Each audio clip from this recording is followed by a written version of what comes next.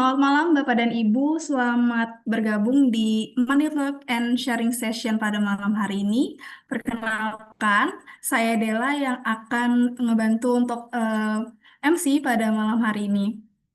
Baik, selanjutnya pada kesempatan kali ini kita akan membahas eh, topik yang sangat khusus untuk perempuan, yaitu Building Inclusive Workplace in Tech, Opportunities for Women Leaders.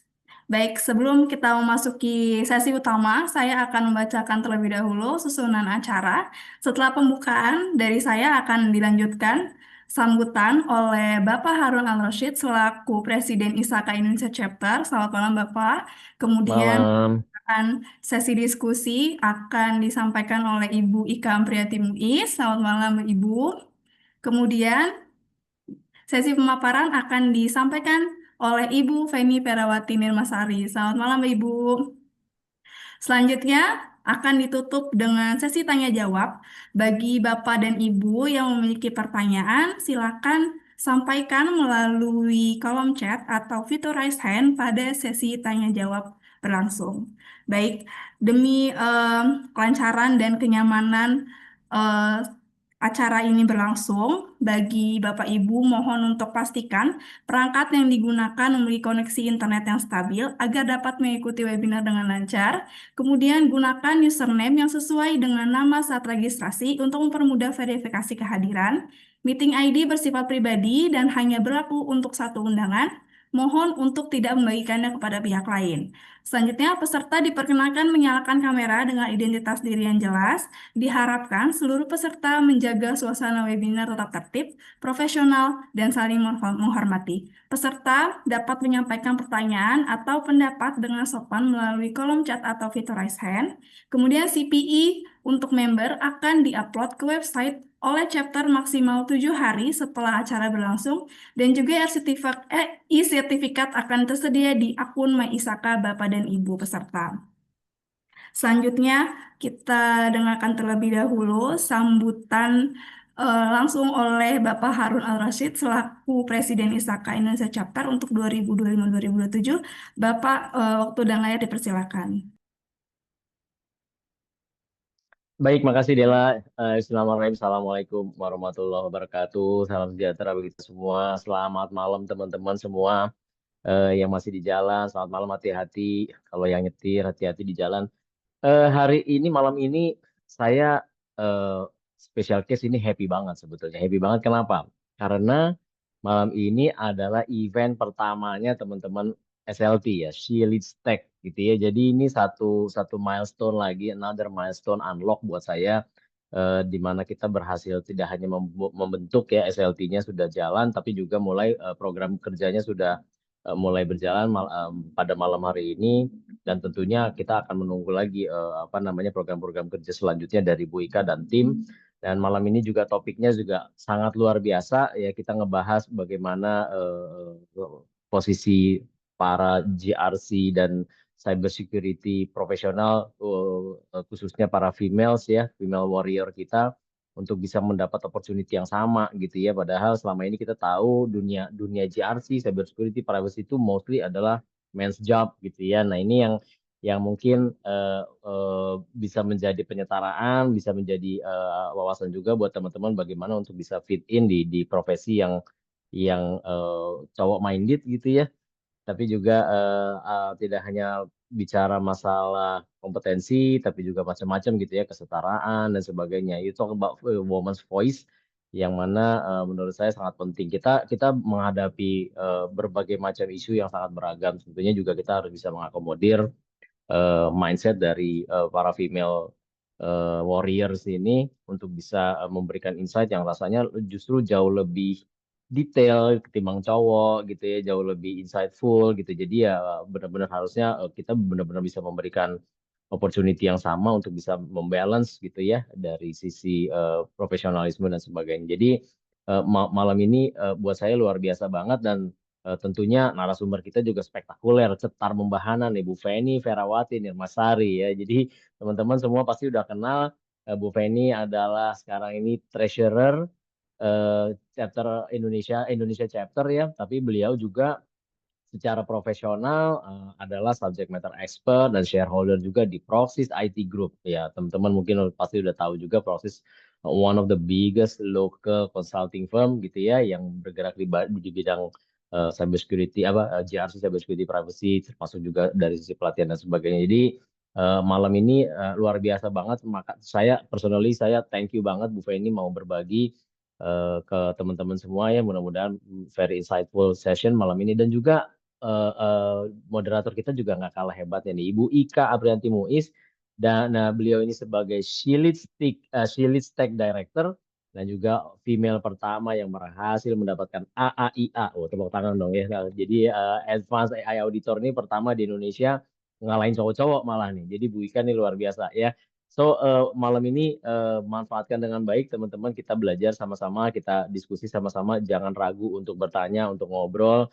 Bu Feni orangnya sangat-sangat baik, sangat-sangat welcome, sangat-sangat talkatif. Jadi manfaatkan kesempatan ini, kita dengar sama-sama. Jadi jangan biarkan cowok ini ngomong terus ya, kita coba serahkan ke ahlinya. Jadi selamat menikmati, selamat belajar, dan selamat malam teman-teman. Assalamualaikum warahmatullahi wabarakatuh. Waalaikumsalam warahmatullahi wabarakatuh. Terima kasih Bapak atas sambutannya sudah menyempatkan waktunya pada malam hari ini. Oke, Bapak dan Ibu, saya mengingatkan karena kita sudah mendekati akhir tahun, bulan Desember sebentar lagi. Bapak dan Ibu jangan lupa untuk renewal membership supaya tetap update-update Gisaka bagaimana gitu ya. Jangan lupa juga untuk terus mengikuti akun Instagram Isaka dan juga nanti akan baru lagi untuk Instagram Selitek. Jangan lupa untuk di-follow, jangan lupa untuk terus update berita-berita Isaka mendatang. Oke, selanjutnya saya akan memperkenalkan moderator kita yang luar biasa pada malam hari ini yang akan memandu jalannya diskusi kita. Ada Ibu Ika Apriati Muiz. Selamat malam Ibu. Saat ini beliau menjabat sebagai Silitek Director ISAKA Indonesia Chapter dan juga sebagai Consulting Manager di Cisometric. Beliau memiliki pengalaman di Senior IT GRC Specialist di Goto, kemudian Senior IT GRC Specialist untuk Merchant Platform di Goto Group, kemudian IT GRC Lead di Midtrans, Goto Merchants di Goto Group juga. Kemudian beliau memiliki background pendidikan sebagai Bachelor Degree Information System in Faculty of Computer Science Universitas Indonesia. Beliau juga tadi sudah dimention oleh Pak Harun gitu ya, sertifikasinya luar biasa juga, sudah Certified Information System Auditor CISA dan juga Advanced in AI Audit. Kemudian ISO 27001 di tahun 2022, kemudian ada ISO 42001 di tahun 2023. Baik, selanjutnya kita serahkan kepada expertnya Ibu Ika untuk melanjutkan di sesi diskusi. Silakan Ibu. Oke, terima kasih Mbak Dela. Assalamualaikum warahmatullahi wabarakatuh. Selamat malam Pak Harun, Bu Feni, dan Bapak Ibu sekalian. Selamat datang di sesi Money Talk Answering Session di bulan November ya. Hari ini tema yang akan dibahas mungkin berbeda dari biasanya. Sebelumnya mungkin kita membahas tentang AI governance, metaverse, IT audit, transformasi digital, dan sebagainya. Tapi tema hari ini menarik sekali Bapak Ibu, yaitu tentang woman empowerment. Nah, narasumber kita pada hari ini akan membawakan topik mengenai building inclusive workplace in tech, opportunities for women leaders. Namun sebelum masuk ke dalam materi, mohon izin untuk aku mewakili tim Silistek atau SLT untuk menjelaskan apa itu SLT dan prokernya seperti apa. Oke, SLT itu apa sih? Basically, SLT adalah komitmen Aisaka nih untuk memajukan keberagaman gender dan peran woman leader dalam profesi IT atau WS. Nah, sebenarnya ketimpangan gender di industri kita ini dipengaruhi oleh faktor struktural dan budaya gitu ya, yang tentunya bertentangan dengan nilai inovasi dan juga keberagaman. Nah, sebagai organisasi global di bidang digital trust, Aisaka berkomitmen untuk menghapus ketidaksetaraan gender ini. Nah, Silistek tujuannya adalah untuk memberdayakan perempuan, untuk meningkatkan keterampilan profesionalnya, dan memperjuangkan kemajuan karir mereka. Seperti itu. Lanjut ke segmentasi audiensnya. Nah, siapa aja sih yang akan jadi target prokernya SLT untuk chapter Indonesia? Yang pertama, rising professional. Maksudnya siapa nih? Jadi, kita nanti akan advance para women yang sedang berkarir melalui program upskilling, mentorship, dan juga community. Yang kedua, ada women in leadership. Jadi, kita bertujuan untuk empowering para senior woman ini untuk menjadi mentor, kemudian share expertise-nya, dan juga membentuk future of tech.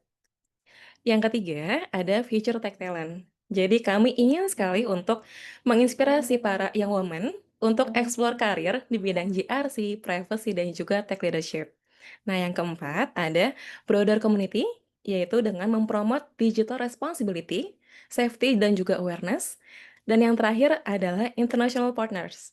Kami ingin menguatkan kolaborasi dengan global juga gitu ya, untuk inisiatif dari Selitek. Oke, next. Prokernya apa aja nih untuk SLT di Indonesia? Jadi di sini kami ada 5 proker.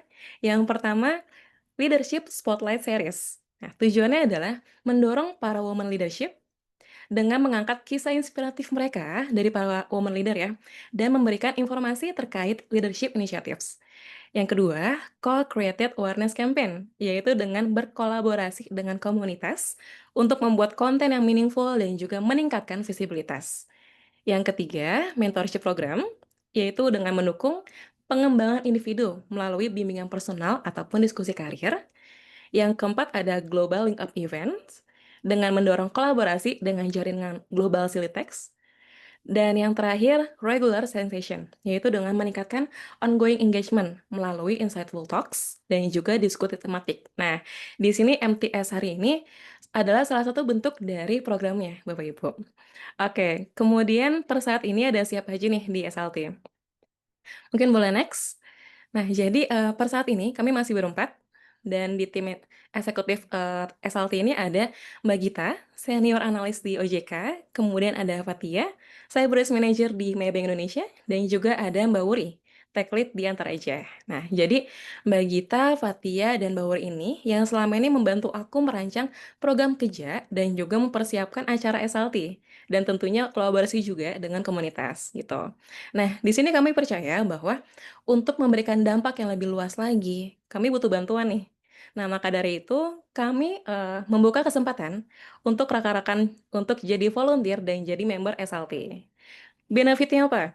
Tentunya bisa mendapatkan CPE sesuai dengan ketentuan SAK dan juga meningkatkan profesional dan personal branding dan membangun network yang lebih luas baik di ISAKA ataupun di komunitas yang nanti kita ajak kolaborasi. Nah, kemudian upcoming event kita dalam waktu dekat ada dua, yaitu yang pertama program kolaborasi dengan Women in Tech Security atau WTS untuk program mentorship ke 5 region di Indonesia.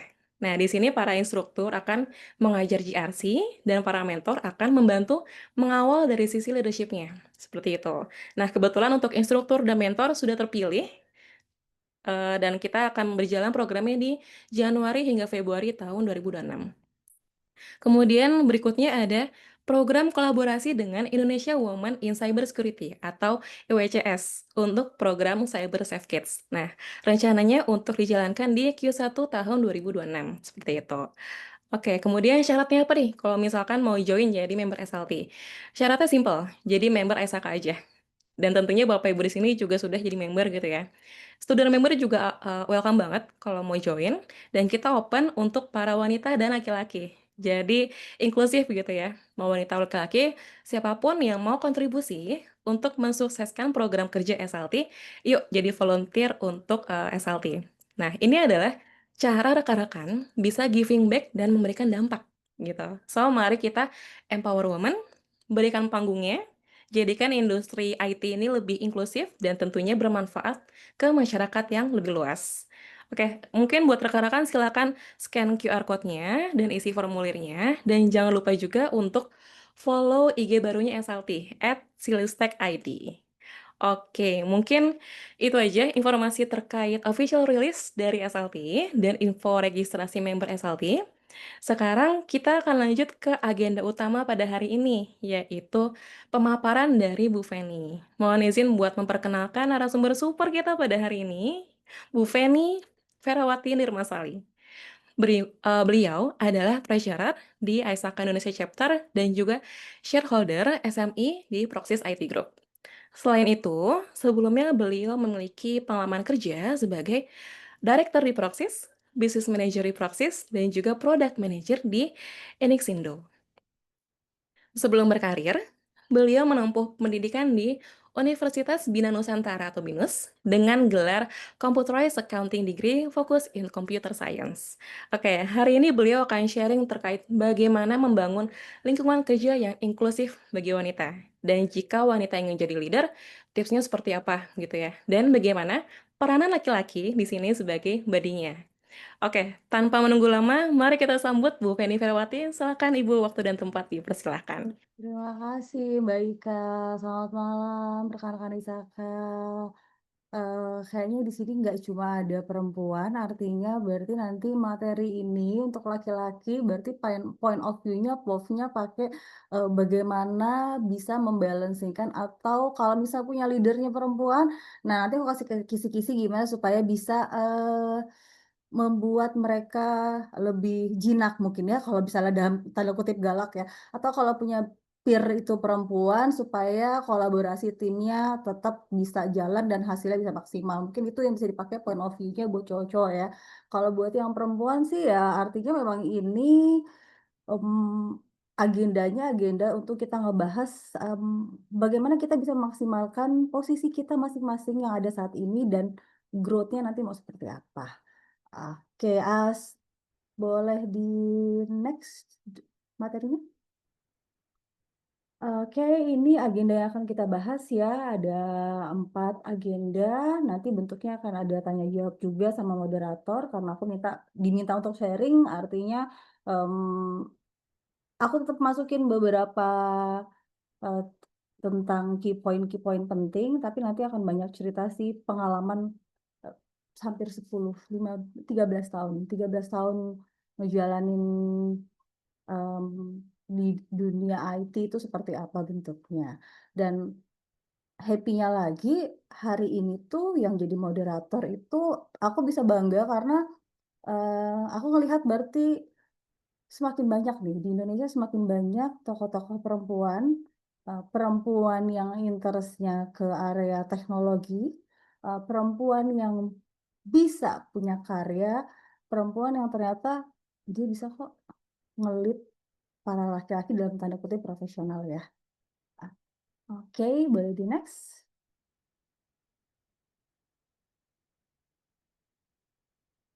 Oke, boleh next lagi Mbak. Oke, tadi udah dijelasin ya. Ini cerita perjalanan aku. Kalau mau diceritain, awalnya itu masuk kuliah sebenarnya bukan di BINUS, tapi di YAI. Karena saat itu dimintanya masuk ekonomi. Lalu akhirnya, lucunya kenapa bisa pindah dari YAI ke BINUS? Gara-gara di YAI itu tiba-tiba ada kerusuhan, ada tawuran mahasiswa. Terus aku yang panik, orang tua ngelihatnya ini kayaknya nggak mungkin kalau kayak gini terus. Akhirnya pindah.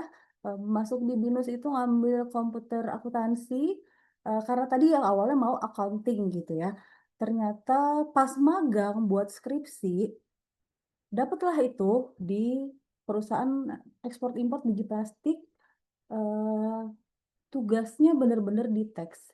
Dan ternyata saat di posisi itu aku bisa tidur pas lagi magang. Em, Ngomong sama diri sendiri bahwa ini kayak gak ada yang nggak beres nih, ini ada yang nggak beres nih. Akhirnya saat penjurusan pun nggak ngambil accounting murni ya, ngambilnya itu kalau nggak salah penjurusannya ITIS Investment. Nggak tahu kenapa kayaknya menarik gitu area untuk investasi IT.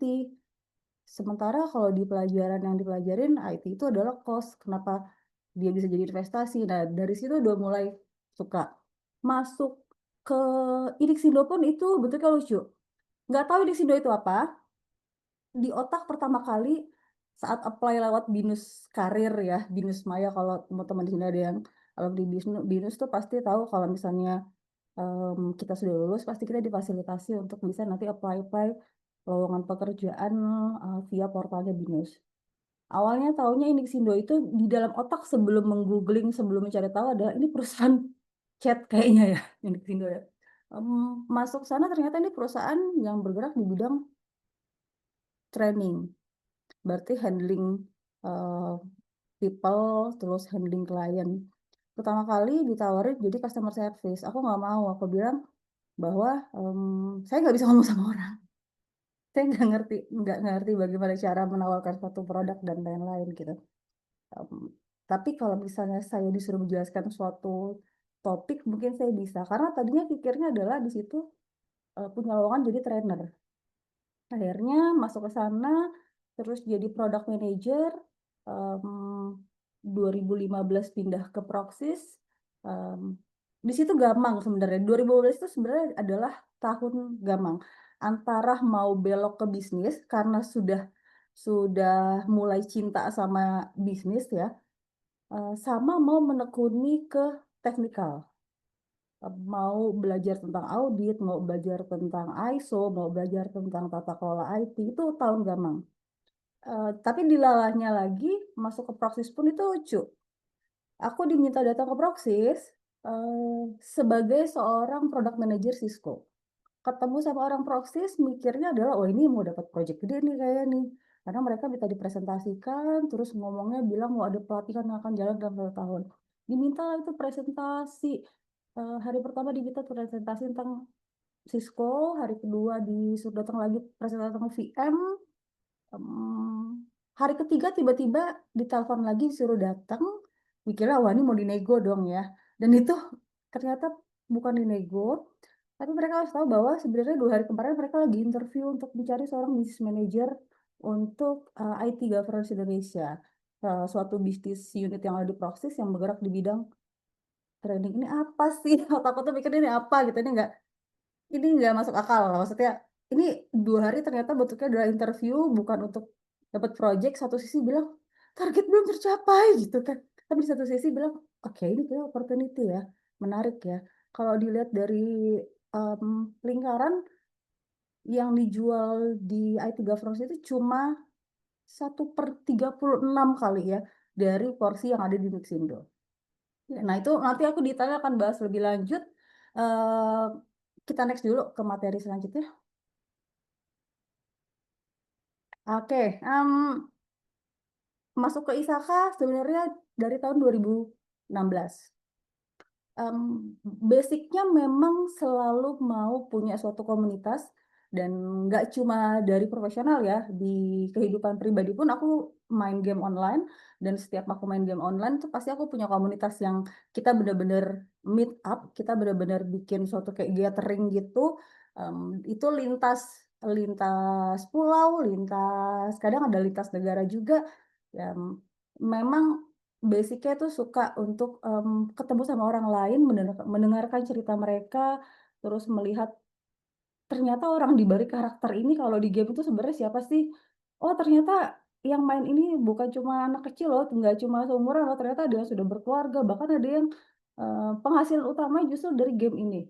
Nah itu menarik lah, dan di profesional aku juga gabung sama Isaka juga awalnya karena pengen tahu bapak-bapak di IT, bapak-bapak di IT governance itu sekaku apa sih? Dan itu ternyata aku salah. Aku persepsiku aku patahkan sendiri ketika aku gabung ke event-eventnya Isaka, dan akhirnya ya berusaha berkontribusi sebisa mungkin untuk tetap bisa memajukan Isaka Indonesia sampai eh, sekarang gitu ya. Kalau dulu bentuknya meramaikan event, kalau sekarang ikutan ngurusin juga teman-teman member yang lainnya. Oke, next. Oke, ini em, kita ngomongin data dulu. Daripada kita berasumsi, daripada kita cuma beropini saja, aku akan muterin satu video. Video ini adalah hasil survei yang dilakukan dari ISAKA Global, ya. Boleh diputarin, Mbak Dela atau Mbak Rifko?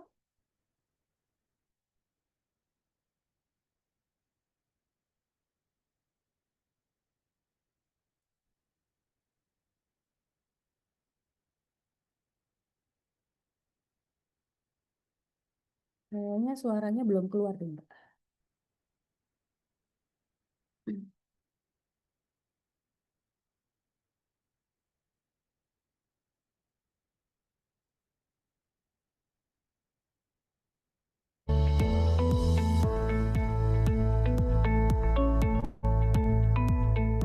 think as I was coming into the profession, what I found was the things that were lacking was having role models.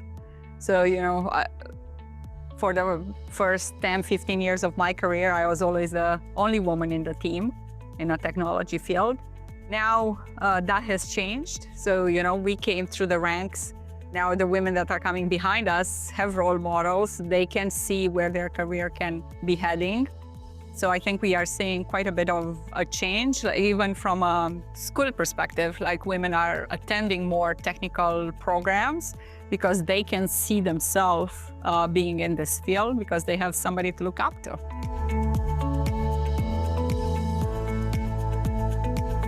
I haven't really noticed women being more doubtful in their careers.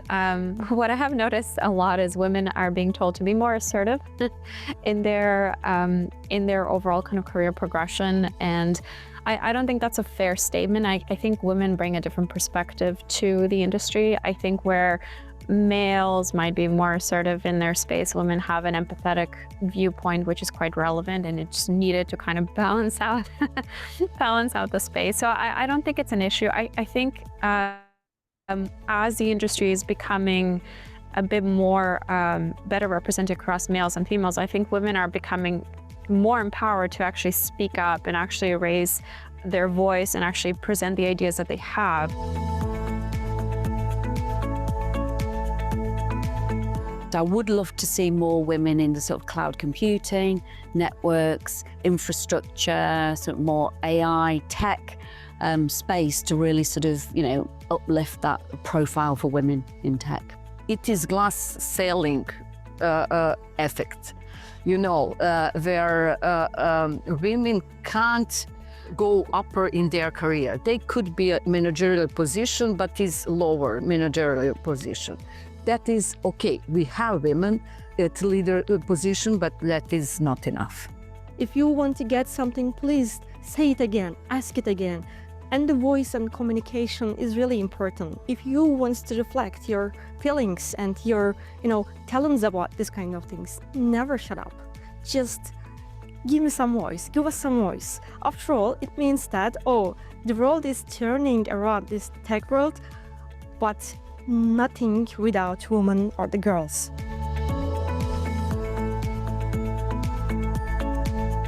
I want to highlight She Leads Tech initiative, ISACA She Leads Tech initiative.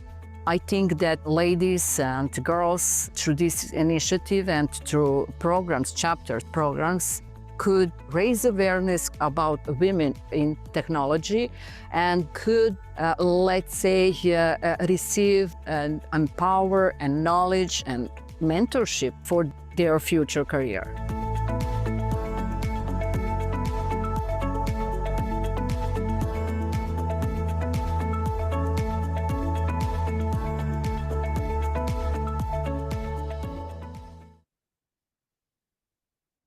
Oke.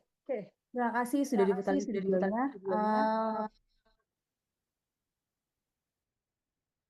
Ada suara enggak ya? Oke.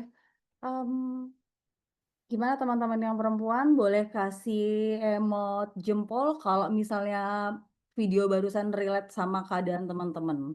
Coba aku mau lihat di sini ada berapa perempuan. Boleh dikasih, silahkan. Oke. Siapa lagi yang bisa ngasih? Oke. Yes. Ini kita nggak ngomongin asumsi, kita nggak ngomongin opini. Ini adalah suatu realita. Kalau di pertama kali itu dibilang bahwa kalau dibandingkan 10 tahun yang lalu, pergerakan perempuan di dunia teknologi itu udah sangat tinggi. Udah sangat keren. Aku bisa merasakan kalau dulu di ISACA itu mungkin pengurus yang perempuan cuma 1 atau 2 orang.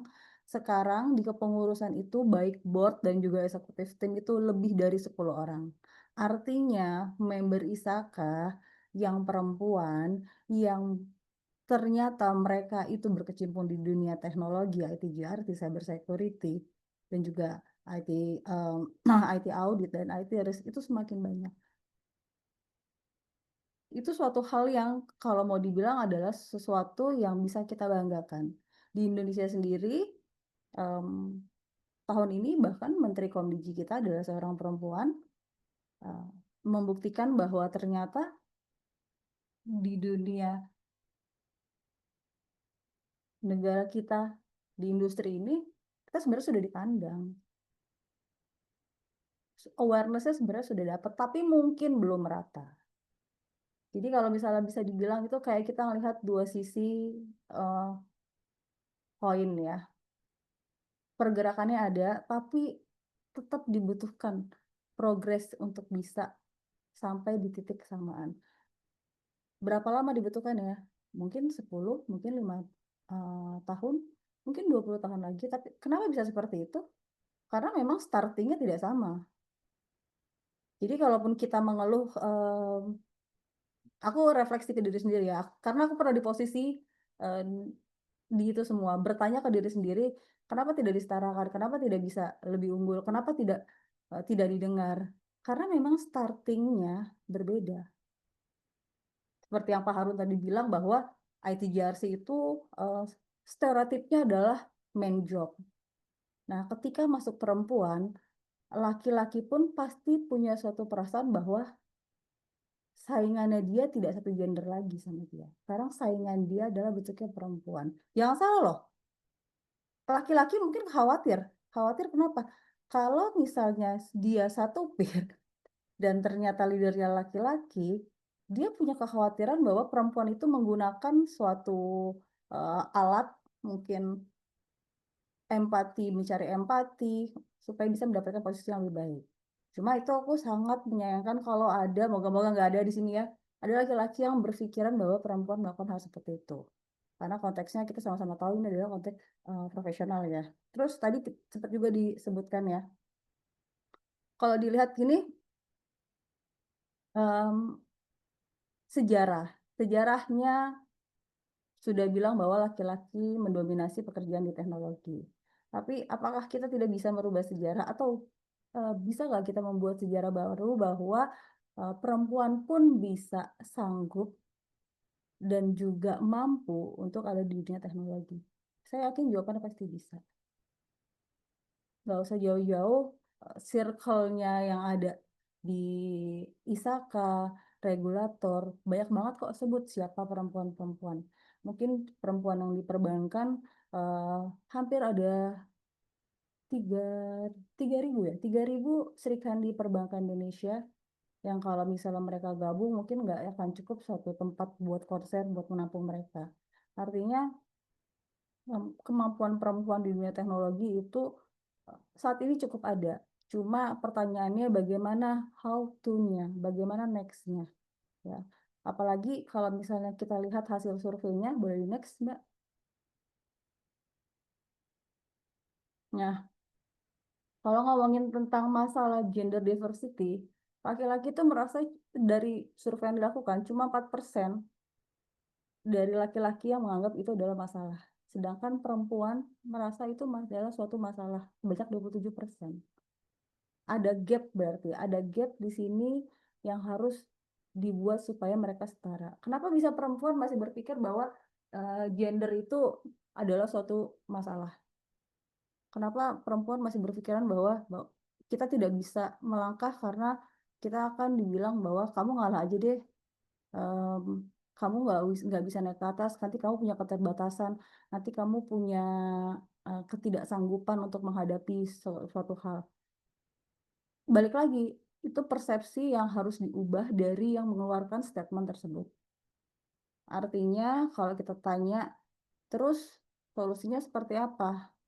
Solusinya bagaimana supaya blind spotnya ini bisa hilang, supaya blind spotnya tidaknya bisa setara lah.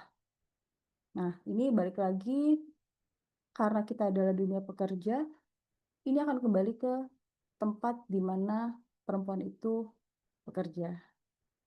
Perusahaan itu melihat perempuan seperti apa?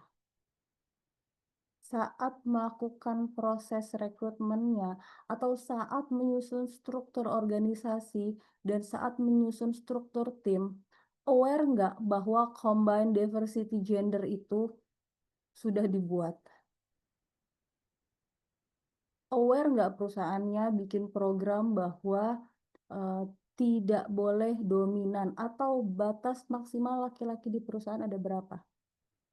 Kalau memang itu belum, artinya memang harus mulai dibuatkan. Karena kalau tidak ada sistem, hanya mengandalkan saat itu leadernya aware, nanti dia sudah lengser, tidak ada lagi yang peduli.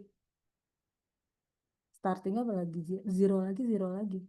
Apa yang sudah dibikin nggak akan jadi legacy tanpa ada sistem. Oke, boleh di next. Oke, ini ada salah satu kutipan dari member ISAKA yang merupakan Silitech Group Advisory Council ya. Dia sini juga dia bilang bahwa kalau misalnya persepsinya sebenarnya yang harus kita bahas itu bukan cuma adalah perempuan atau laki-lakinya. Karena sebenarnya kalau misalnya dilihat ya, kita lihat dari industrinya ini, teknologi. Teknologi itu sangat luas. Industri teknologi saat ini mulai dari IT infrastruktur, IT managed service, consulting, training, atau sekarang sudah masuk AI juga. Di dalamnya nanti ada di bawah lagi ada IT audit, ada IT cyber security, ada governance, dan lain-lain. Semuanya itu kalau di setiap satu divisi aja ada perempuan, ditaruh satu perempuan di sana, saya yakin pasti apa yang dibuat survei tadi bisa berubah dalam kurun waktu 3-4 tahun ke depan, atau bahkan 2 tahun ke depan itu bisa berubah surveinya. Nah, tapi pertanyaan sekarang balik lagi. Tadi sempat lihat di video bahwa itu sama, saya relate banget bahwa saat berkarir di dunia IT, saya nggak punya role model. Saya bingung. Maksudnya role model yang perempuan ya, kalau mau bilang sosok siapa perempuan, mungkin kalau jauh ke belakang, saya sempat kenal sama Ibu Betty Alisabana. Saya sempat ngobrol juga sama beliau, tapi itu benar-benar early karir saya di 2013. Ya, dia satu-satunya perempuan yang saat itu saya lihat bahwa keren banget, hebat banget, dia mampu handling tim banyak di bawahnya, laki-laki dan perempuan. Nah, tapi ketika saya memulai terjun, yang saya temui ya, again, men. Berkomunikasi atau melihat sosok untuk menjadikan saya motivasi perempuan pada saat itu sedikit sekali. Entah akhirnya mereka memutuskan untuk tidak melanjutkan karirnya, atau mereka tidak kuat tekanan yang ada di perusahaan tersebut. Artinya membuat suatu inklusi di perusahaan itu nggak gampang. Tapi saya harapkan semoga bapak-bapak yang hadir di malam ini, kalau dirasa memang sudah punya posisi dan bisa mengambil keputusan, kayaknya mulai harus aware deh bahwa perempuan itu juga bisa kok. Perempuan itu juga mampu kok. Balik lagi, kita tidak cuma ngomongin gender, kita tidak cuma ngomongin bahwa laki-laki atau perempuan, tapi kita juga ngomongin nanti kompetensi. Apalagi sekarang perempuan yang di teknologi, yang S1 atau S2-nya, bahkan salah satu board kita, Bu Elda malam ini tapi nggak hadir, harusnya tadi beliau yang ngasih sambutan tapi berhalangan. Beliau adalah dokter di Metaverse, dan buat saya itu adalah amazing banget. Itu satu pembuktian bahwa seorang perempuan lagi-lagi mampu melakukan hal yang dilakukan laki-laki. Bukan untuk bilang bahwa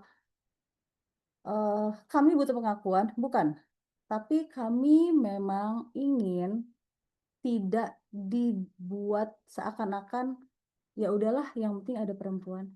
Kasihan dia. Kasihan. Rasa kasihannya kepada perempuan kayaknya nanti harus dibenerin ya. Harus dibenerin, harus diluruskan. Kalau perempuan itu sebenarnya tidak perlu dikasihani. Tapi kalau perlu malah berikan kami sponsor. Dengan kami sponsor dalam artian kalau memang mau mendukung inklusivitas untuk perempuan, di perusahaan, ya artinya memang harus disiapkan programnya, harus dibuat sistemnya. Seperti itu. Oke, boleh di next. Oke. Kayaknya ini sesi moderator mau tanya ke aku ya. Iya, betul Bu Feni. Oke. Jadi mungkin kalau aku boleh simpulkan yang tadi pemaparan Ibu ya, kita masih butuh progres untuk bisa dibilang sama nih sebenarnya. Tapi memang sekarang masih berprogres gitu. Cuma kita harus percaya juga sekian tahun lagi inklusivitas di bidang IT ini akan tercapai gitu. Karena sebenarnya perempuan ini mampu dan kita bisa mengubah keterbatasan tadi. Kita buat sistemnya dan kita siapkan programnya ya Bu Feni ya.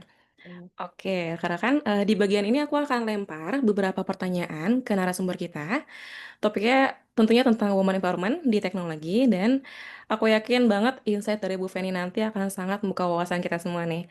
Oke, namun jika rekan-rekan ada pendapat lain ataupun mungkin mau memberikan input dan tambahan, silakan dituliskan di kolom chat dan kalau misalkan merasa setuju banget nih dengan statement yang disampaikan oleh Bu Feni, boleh kasih reaction juga ya.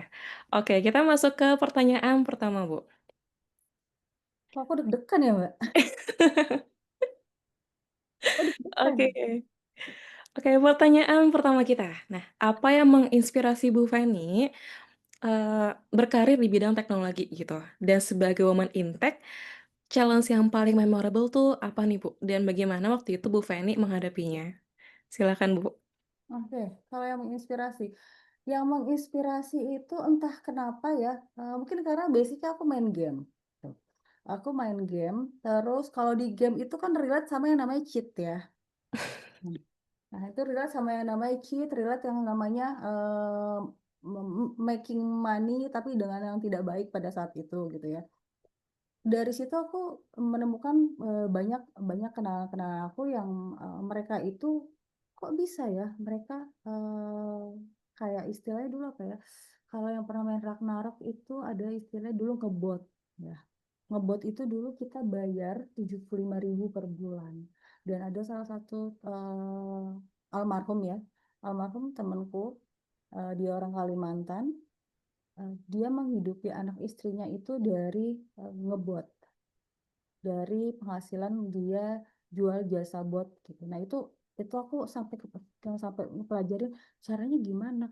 Itu buka zaman dulu tuh itu inspirasinya ya, inspirasinya kenapa kenapa mau mau berkarir di IT tuh ngeliatnya gitu. Kayaknya tuh keren gitu. Bisa melakukan suatu hal yang orang bisa bilang, ih kok bisa seperti itu ya. Atau sesepele saat kuliah dulu, ada teman yang mau ngekepoin gebetannya, terus dia minta dipasangin kiloger. Nggak baik ya sebenarnya ya. Cuman aku kayak kayak apresiasi sama diri sendiri bahwa nggak ada yang tahu aku bisa loh. Aku tahu loh hal-hal seperti itu loh ya. Atau kayak dulu dulu tuh kayak apa ya, Mbak? Oh ini, tahu buat kabelan itu kan ada kabel warna merah, biru dan lain-lain ya. Saking saking aku pengen tahunya itu aku sampai belajar bahwa cara crimping kabel itu gimana. Ya, aku pengen tahu apa sih yang dilakukan laki-laki. Kok bisa sih nyambung kayak gitu? Kok bisa sih dari situ keluar suara ya? Itu yang menginspirasiku buat aku sesuatu yang berbau teknologi, sesuatu yang tech, sesuatu yang bisa kita lihat sesimpel kayak dulu IM mengeluarkan suara Yahoo Messenger zaman dulu banget ya. Atau kita bisa kuliah di BINUS Maya, aku tuh curious banget. Kok bisa kayak gitu ya? Itu ngapain orangnya? Dia tuh bikin apa? Biarpun pada faktanya saat dapat materi codingan itu 6 SKS, aku dapat F, aku ulang, ya cuma dapat B sih, maksudnya nggak dapat yang A gitu ya. Tapi itu curiosity-nya, ngelihat suatu teknologi itu sangat sangat keren banget. Ya, itu buat aku ya, melihat infrastruktur tuh keren, melihat rak server tuh itu keren banget gitu. Melihat ngerakit PC dengan bisa menghabiskan ratusan juta itu buat aku itu keren gitu ya. Tapi ternyata setelah kuliah jadi tahu kan, oh ternyata ada loh posisi di dunia teknologi yang sifatnya manajerial dan itu lebih kecil lagi gitu. Karena biasanya nanti kalau misalnya kayak ini aku pernah nonton ada satu konversi pers dari Denmark atau Swedia ya.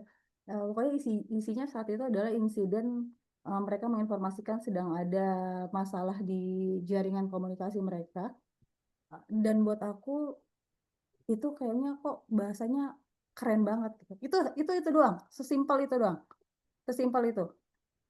Nah, yang menginspirasi. Pokoknya dunia teknologi itu sesuatu yang wow buat aku. Dan aku melihat bahwa karena aku perempuan dan di dunia teknologi itu relate dengan laki-laki, pasti akan lebih gampang menonjol. Karena aku perempuan sendiri. Jadi aku melihatnya awal kalau bisa ditanya ya, dulunya kenapa bisa sampai akhirnya murtad ke IT gitu ya. Karena dulu gini, dulu pas SMA janjiannya semua mau jadi pramugari maksudnya. Mau jadi pramugari. Tapi aku melihat gini, kalau aku jadi pramugari, saingan aku berarti perempuan semua kan. Kemampuan untuk bisa menonjol itu mungkin akan kecil. Jadi aku udah keburu minder duluan. Terus mau meneruskan ke dunia seni, ke dunia modeling, aku juga melihat bahwa di sana itu gak duniaku banget gitu. Itu tidak duniaku banget dan akhirnya ya ketemu lah itu. Ketemu informasi tentang IT, teknologi, akhirnya makanya ngelihat di BINUS orang-orang dulu kita sebutnya apa ya? Dulu kita sebutnya ASLab. Ya, cici-cici ASLab itu kalau ngejalin sesuatu buat aku itu kayak yang wah mereka keren banget. Itu sih, simpel itu. Nah terus aku langsung jawab yang kedua ya. Iya, Bu. Buat aku pribadi sebagai perempuan, tantangan yang terberat itu adalah menghadapi klien yang tidak memanusiakan perempuan. Ya. Ada satu momen yang buat aku kalau misalnya dipaksa ingat itu masih suka merinding gitu. Ya ini oknum ya. Tapi itu happen di aku. Semoga teman-teman yang lain bisa terhindar ya. Itu happen di mana aku ngerasa kayak dilecehkan, tidak dianggap profesional lah ya. Dianggapnya saat itu karena datangnya sebagai vendor gitu. Jadi seakan-akan bahwa aku akan menggunakan apapun caranya untuk bisa mendealkan proyek tersebut gitu. Dan pada saat itu bisa tetap senyum, bisa tetap menghadapinya, tapi keluar ruangan itu ke kamar mandi kaki gemeteran. Kaki gemeteran, rasanya saat itu udah ngubungin ke, maksudnya pada saat itu pun di ruangan tuh udah ngechat suami minta ditelepon supaya aku bisa keluar dari ruangan itu. Maksudnya tolong help me gitu kan. Telepon bilang apa kayak urgent biar keluar dari ruangan itu karena sudah tidak nyaman, sudah tidak kondusif. Itu dari sisi pribadi ya. Kalau challenge dari sisi profesional itu adalah handling people. Bukan lagi ngomongin handling sistem atau handling time management, tapi challenge yang buat aku yang terbesar itu adalah handling tim. Handling tim, bagaimana membuat mereka bisa mengerjakan porsi mereka masing-masing supaya semua yang sudah ditargetkan dalam suatu proyek tersebut jalan. Ya, yang menghadapinya itu ya jumpalitan ya istilahnya mungkin ya. Karena di satu sisi pada awal menghadapi pada posisi itu ya, itu early 2016, aku masih baru belajar tentang bisnis consulting IT itu seperti apa. Aku baru belajar juga teknologi-teknologi yang akan nanti ke depannya kira-kira bakal muncul apa lagi. Terus aku juga belajar keuangannya itu seperti apa. Aku juga ngepelajari bagaimana bikin brandingnya dan tiba-tiba dikasih untuk handling tim, nge-manage satu project, nge-manage project itu artinya nggak cuma ngatur timnya ya. Kalau penjadwalan ada tim penjadwal sendiri, tapi ini memastikan bahwa semua deliverable terjalankan, cost-nya juga sesuai, kalau bisa ditekan, feedback dari customer-nya juga oke. Dan semua sampai laporannya itu aku itu buat aku itu sangat itu nyesek sampai di titik pernah hampir mau give up sama keadaan gitu ya, karena ngerasa kayaknya mentor aku pada saat itu nge-push aku terlalu banget gitu. Aku dipaksa untuk mempelajari semua hal dalam waktu yang bersamaan. Itu rasanya udah nggak tahu deh, kayak orang sakit kuning, kayak mau mual, mau muntah gitu ya. Rasanya harus menghadapi klien, terus nanti tim ngadu seperti ini, terus nanti dibilang data ini mana, terus nanti harus nemenin lagi konsultan datang visit, terus nanti disuruh coba bikin materi. Pada saat itu materi apa ya? Oh ya, coba rekap ISO 9001, pas itu baru rilis kalau nggak salah 2015 ya. Aku disuruh bikin summary tentang ISO 9001. Jadi ini mana yang duluan mau dilaksanain gitu. Aku sempat pikir bahwa gini, emangnya orang IT itu semua harus bisa ya gitu kan. Kan saya udah spesifik ya, ini kan ngambil jalurnya kan mau ngambil area tata kelola ya. Kenapa semua harus dihandle ya? Kenapa semua harus dilakukan? Nah, akhirnya saat itu ternyata salah. Ternyata mentorku saat itu ya, foundernya Proses juga, sebenarnya ini baru di akhir ngasih taunya. Dia ngasih semua chance itu, cuman mau ngasih tahu bahwa itu semua tidak harus saya lakukan sendiri. Harusnya aku nengok ke kanan, harusnya nengok ke kiri.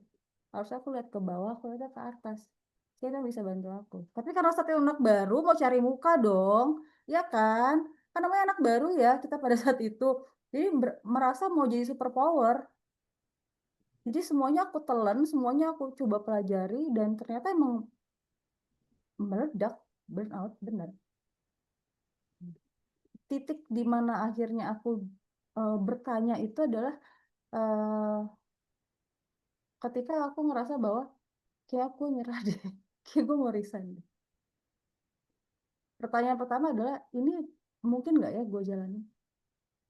Emang materinya apa, Fen? Materinya ini. Lo tanya aja sama orang finance, mereka punya template kok. Jadi di situ aku belajar bahwa ternyata yang salah kadang bukan orang lain atau bukan leader kita, tapi yang salah bagaimana kita menyikapi keadaan yang ada di diri kita pada saat itu. Jawabannya kan simpel ternyata.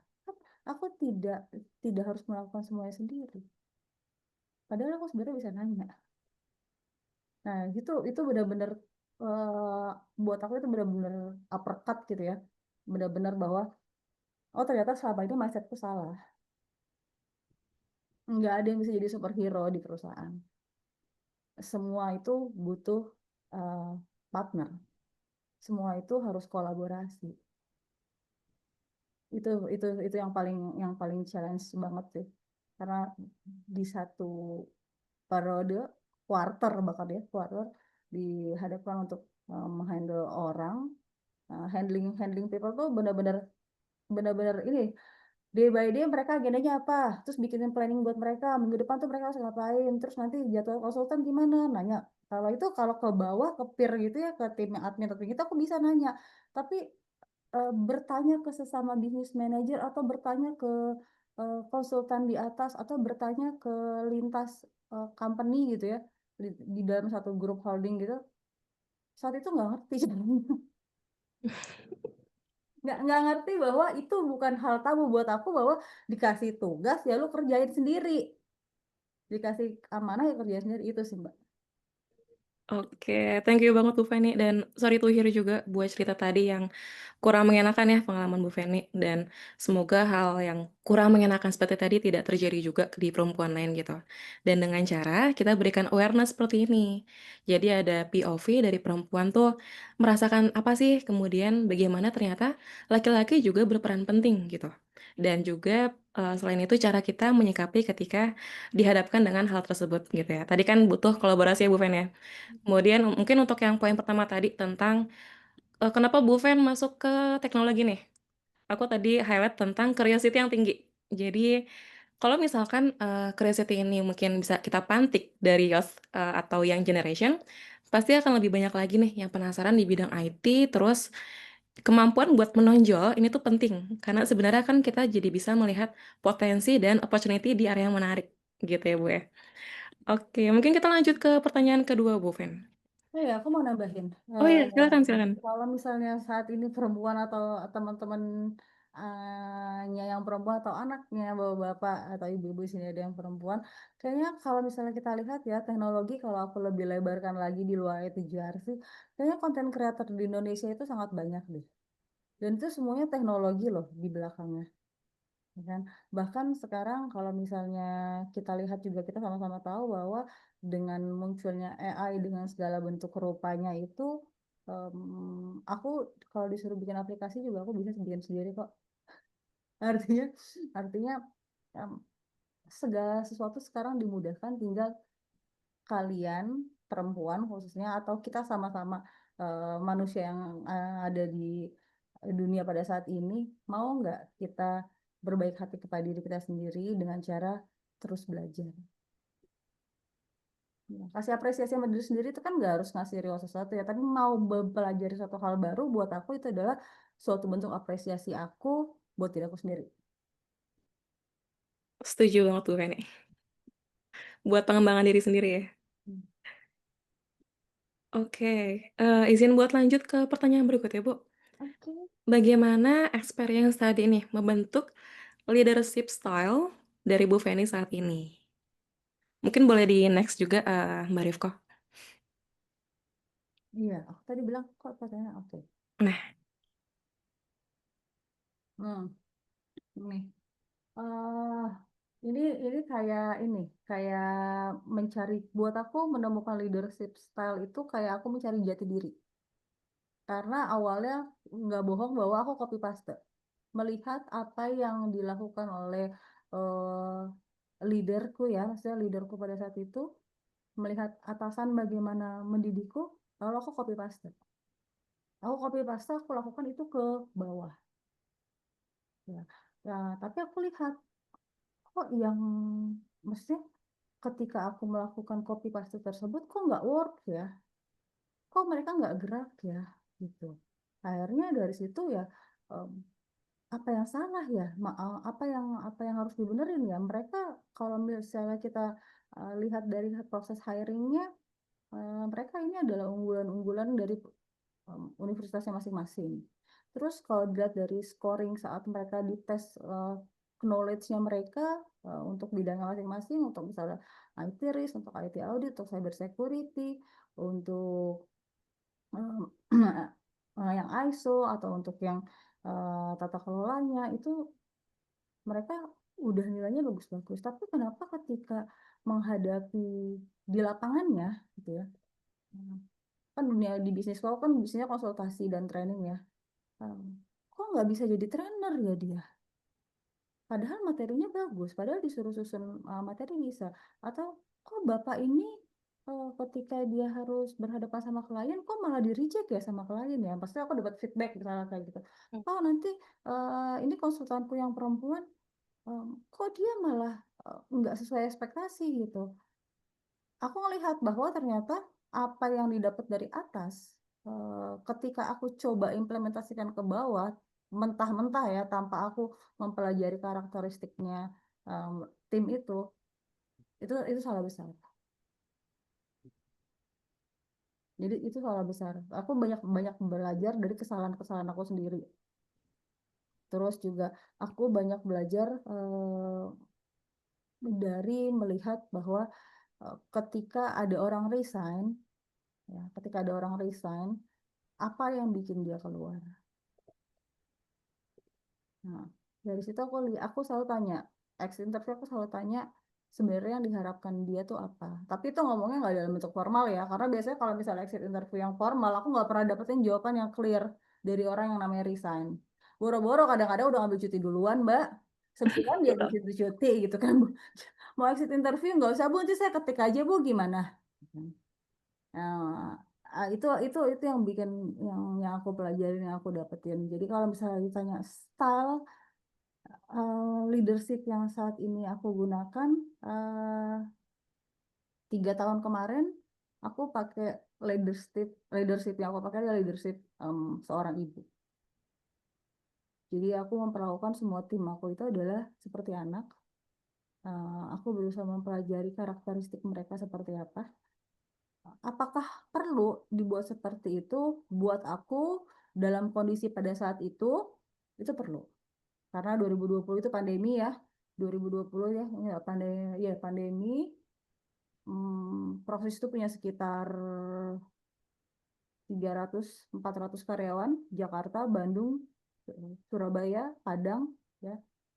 Kita nggak ada sama sekali nge-cut orang. Ya, kita nggak ada nge-cut. Tapi di level manajemen ke atas itu ada pengurangan salary pasti ya. Karena kan juga cost yang kita keluarkan untuk kegiatan-kegiatan kan juga berkurang ya. Nah, di situ itu fatigue banget. 2020 aku baru lahiran, harusnya bisa kerja dalam artian ke kantor itu buat seorang ibu yang baru punya anak adalah sesuatu kayak yang wah akhirnya lihat dunia gitu ya. Tapi ternyata harus pandemi sehingga di rumah WFA buat aku itu menyiksa, menyiksa karena harus milih dengar tangisan anak-anak ya atau bercandanya mereka, sedangkan aku harus fokus di depan laptop. Itu pusingnya kayaknya periode pandemi itu lebih banyak minum paracetamol deh kayaknya kalau habis nge-Zoom atau Gmeet pada saat itu ya. Ya. Itu di situ aku mulai belajar bahwa kayaknya ini memang nggak bisa kalau kita perlakukan mereka cuma sebagai tim dalam artian profesional ya. Nggak bisa ngebikin gap. Jadi karena mereka juga pasti fatigue kan pada saat itu kan. Aku nggak ngekat orang, tapi yang gone, yang hilang gitu ya, itu ada 5 orang. 3 orang mereka punya masalah dengan nggak bisa WFH, nggak bisa dihubungin, akhirnya mereka mengundurkan diri. 2 orang lagi nggak komitmen dengan WFH. Nah, disitulah aku menemukan bahwa ternyata aku nggak bisa ngerolin sebagai perempuan ya, sebagai sosok perempuan yang dibutuhkan sama tim ya aku sebagai perempuan juga. Nggak cuma sebagai profesional, sebagai direkturnya mereka ya, yang ngasih mereka director, ngasih mereka arahan. Ternyata pada saat itu yang dibutuhkan adalah mereka butuh sosok yang bisa mengerti kondisi mereka. Itu sih yang aku dapetin gimana akhirnya ngebentuk model leadership yang aku jalanin sekarang ya. Tapi jangan salah Mbak, kalau cuma ibu buat anak nggak cukup, dia harus punya bapak. Jadi sosok itu juga harus ada di perusahaan. Oke, jadi menemukan leadership style itu tadi Bu Fen sempat mention seperti menemukan jati diri ya Bu ya. Leadership style ini bisa dipelajari, tapi tidak bisa sekedar ditiru atau mungkin langsung kita gunakan mentah-mentah apa yang kita lihat dari atasan kita. Nah, tentunya kita kalau misalkan mau lebih baik lagi jadi leader, kita bisa pakai metode tadi, jadilah ibu dan pahami masing-masing anaknya seperti apa karakteristiknya. Yaitu anak ini kan tim member kita gitu ya. Dan tadi Bu Feni juga sempat mention, kita juga butuh bapak, yaitu support system dari orang-orang di sekitar kita, dari para laki-laki yang jadi buddy dan sebagainya. Oke, kita lanjut ke pertanyaan ketiga, Bu Feni. Oh, banyak ya Mbak pertanyaannya Mbak ya? Iya, ada 5 Bu. Oke, boleh. Oke. Mungkin bisa dipercepat buat pertanyaan 3 dan 4 ini. Biar nanti Bu Feni bisa lanjut ke materi ya Bu ya. Oke, berdasarkan pengalaman Bu Feni, barrier yang paling signifikan yang bisa prevent kita nih, woman, untuk ke posisi leadership itu apa sih Bu?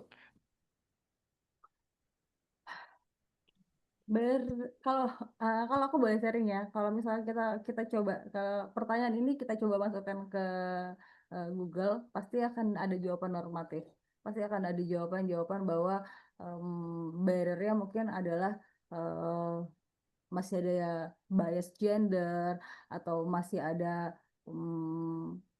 blind spot yang tidak bisa dilihat oleh laki-laki atau ada dominasi laki-laki akan lebih memilih tim sesama laki-laki untuk suatu posisi. Tapi kalau jawaban dari aku adalah barrier-nya itu diri kita sendiri.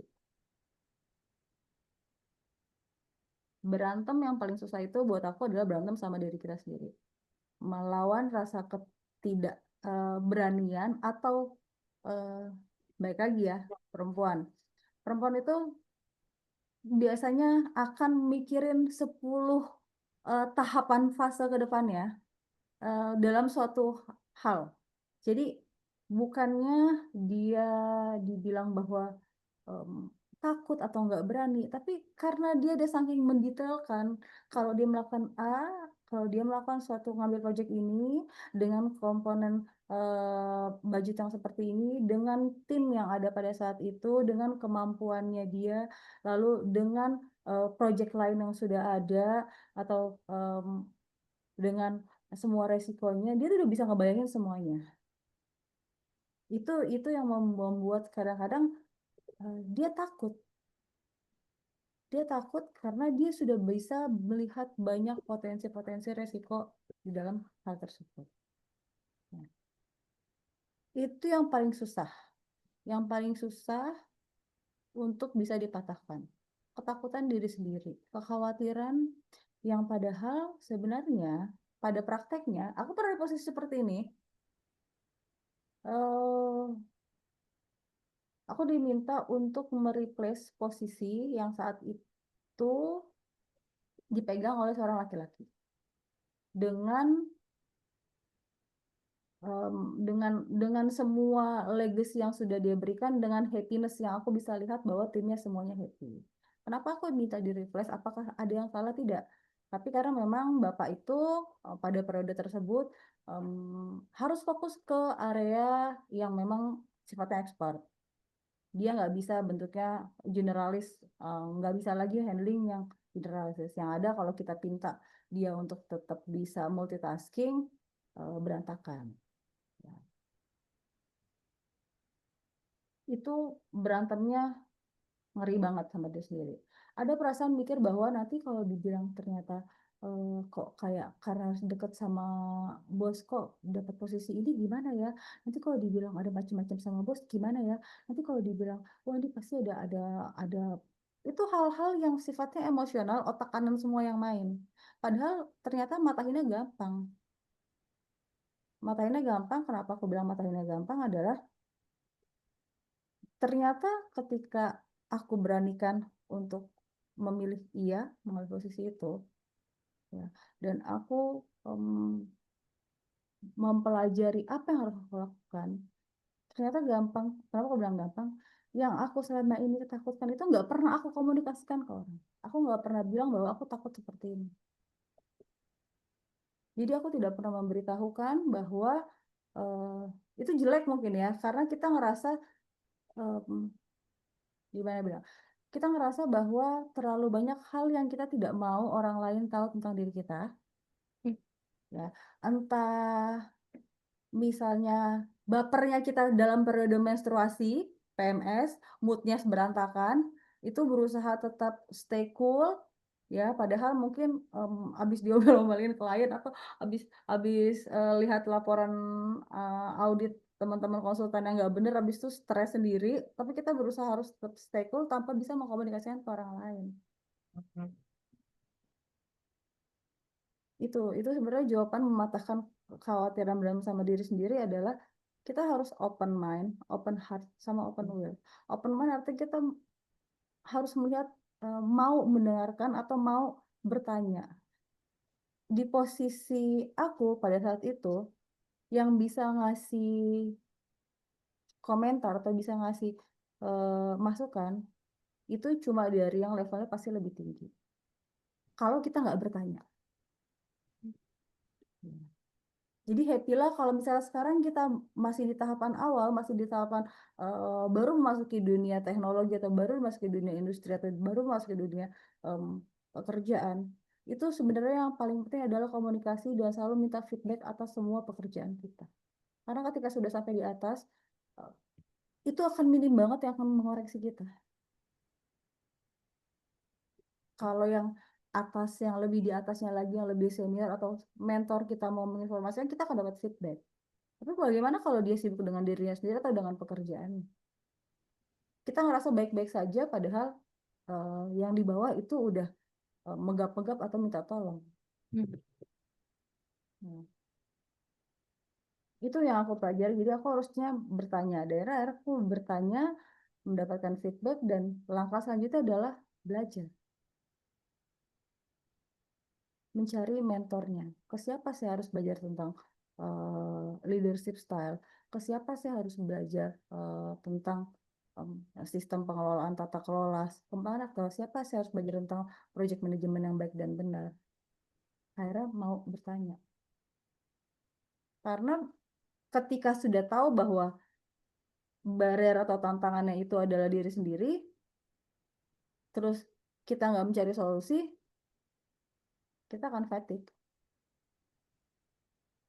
Kalau misalnya dilihat saat ini mungkin tantangan-tantangan yang ada di perusahaan, misalnya seorang perempuan itu akan lebih dinomor dua kan, karena ada asumsi bahwa perempuan ini tidak bisa all out. Perempuan ini tidak bisa atau dia akan nanti punya kemungkinan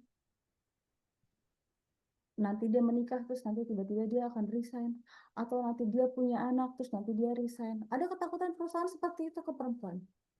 Ya.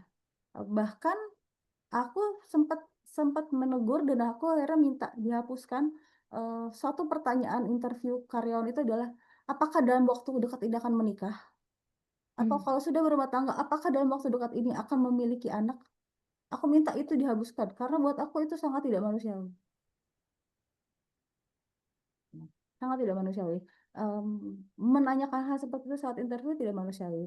Ngakalinnya terus gimana Bu? Kalau dari sisi perempuan, dari sisi manajemen, itu kan suatu kekhawatiran yang mungkin akan memberikan dampak yang signifikan ya. Bagaimana kalau misalnya di tengah-tengah proyek, ya kita buat dalam bentuk sistem, aturannya.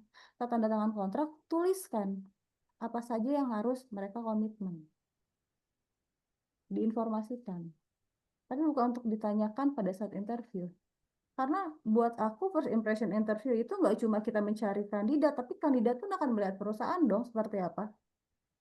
Buat aku seperti itu. Jadi jangan, sebagai manajemen aku nggak pernah mau cuma memposisikan diri melihat dari sisi perusahaannya.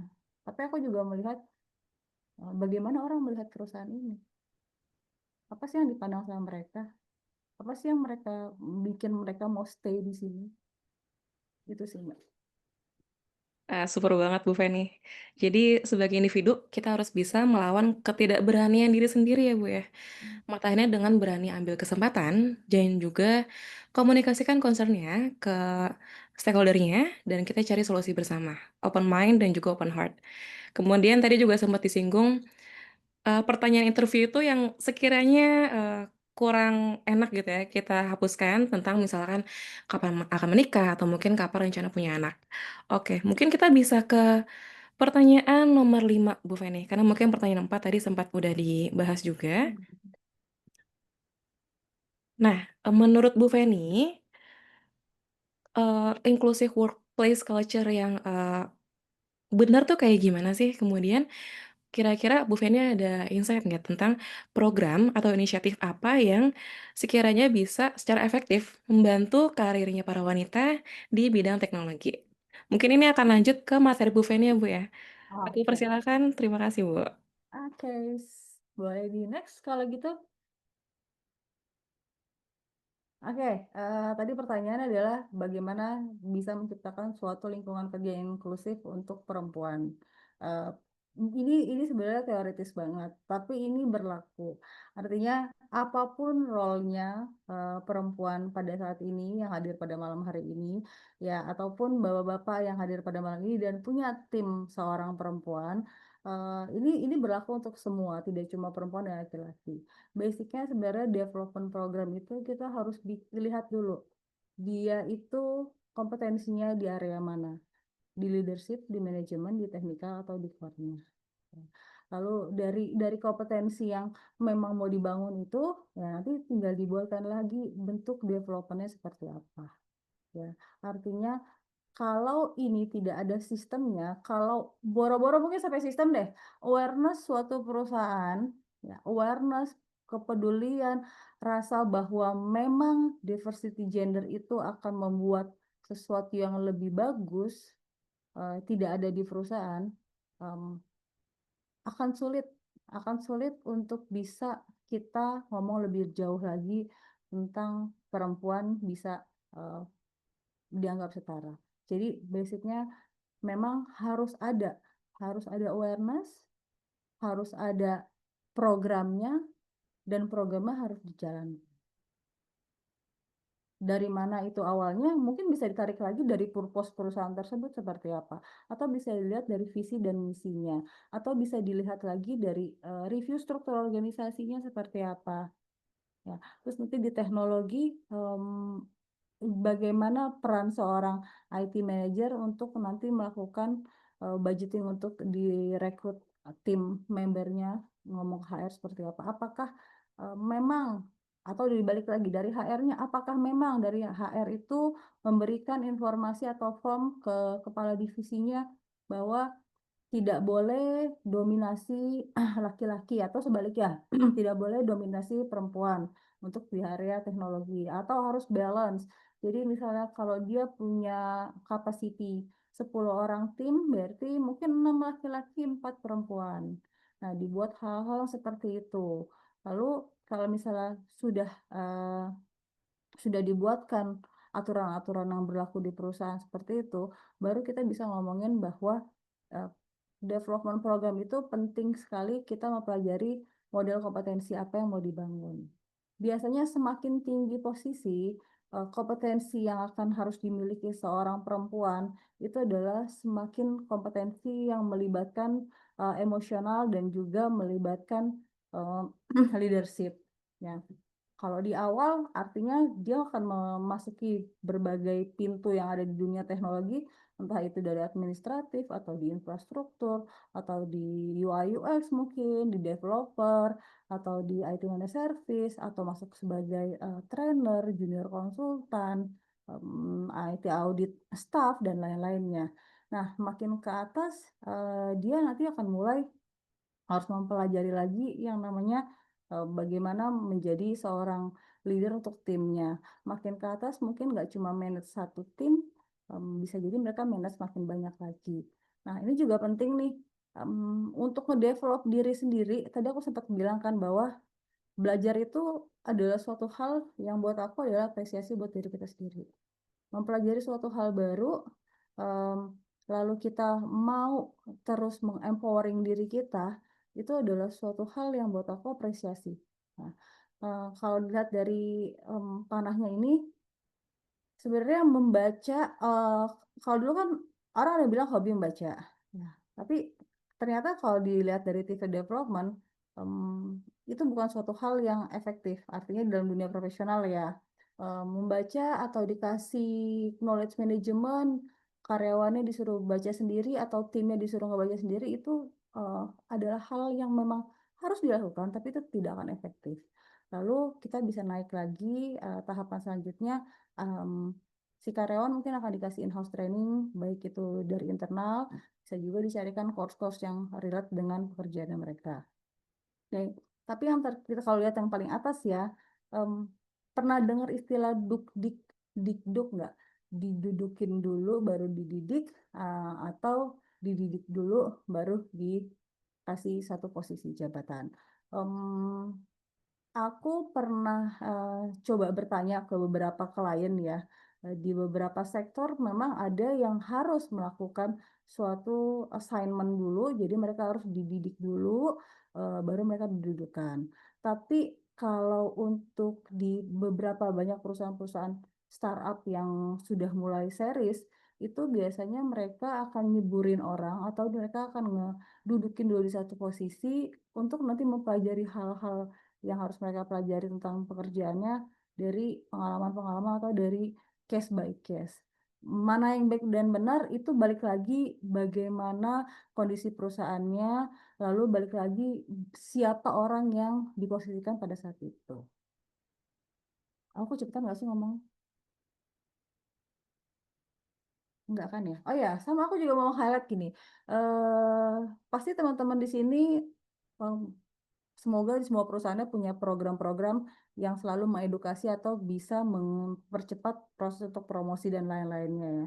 Tapi aku mau ngasih tahu bahwa proses untuk coaching dan mentoring yang aku pelajari dan aku lakukan eh, tidak bisa dilakukan untuk staff new early ya. Maksudnya coaching dan mentoring itu baru aku akan lakukan ke seorang karyawan atau seorang tim yang mereka memang sudah handling minimal satu project atau mereka punya satu tim di bawahnya. Misal kalau dia konsultan, dia berarti punya technical writer yang harus dia handle. Baru dia bisa, si konsultan itu bisa aku kasih coaching atau mentoring. Kalau untuk level yang entry, biasanya bentuknya itu adalah buddy. Jadi dia benar-benar harus ditemenin, dikasih arahan, disuruh baca harusnya ngapain, di review pekerjaannya, di monitoring harian. Nah, di coaching itu baru bisa di level middle management. Mungkin biar detailnya bisa di next deh materinya.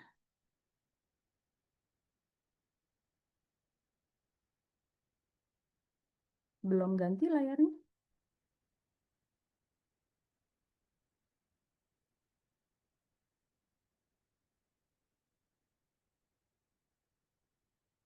Di aku belum ganti nih, Mbak. Mbak Rifka, boleh minta tolong diganti? Iya, kayaknya lagi. Oke. Yang selanjutnya dulu. Next lagi. Oke, ini yang sudah dijalankan di perusahaanku ya, di Proxys, dan juga ini yang biasanya di Proxys itu kan ada lini bisnis untuk yang human capital ya. Ini biasanya yang selalu diberikan juga kalau misalnya ada suatu perusahaan bertanya bagaimana sih mereka harus bisa memappingkan antara kompetensi yang harus dimiliki serta development apa yang harus dilakukan untuk mendapatkan kompetensi tersebut.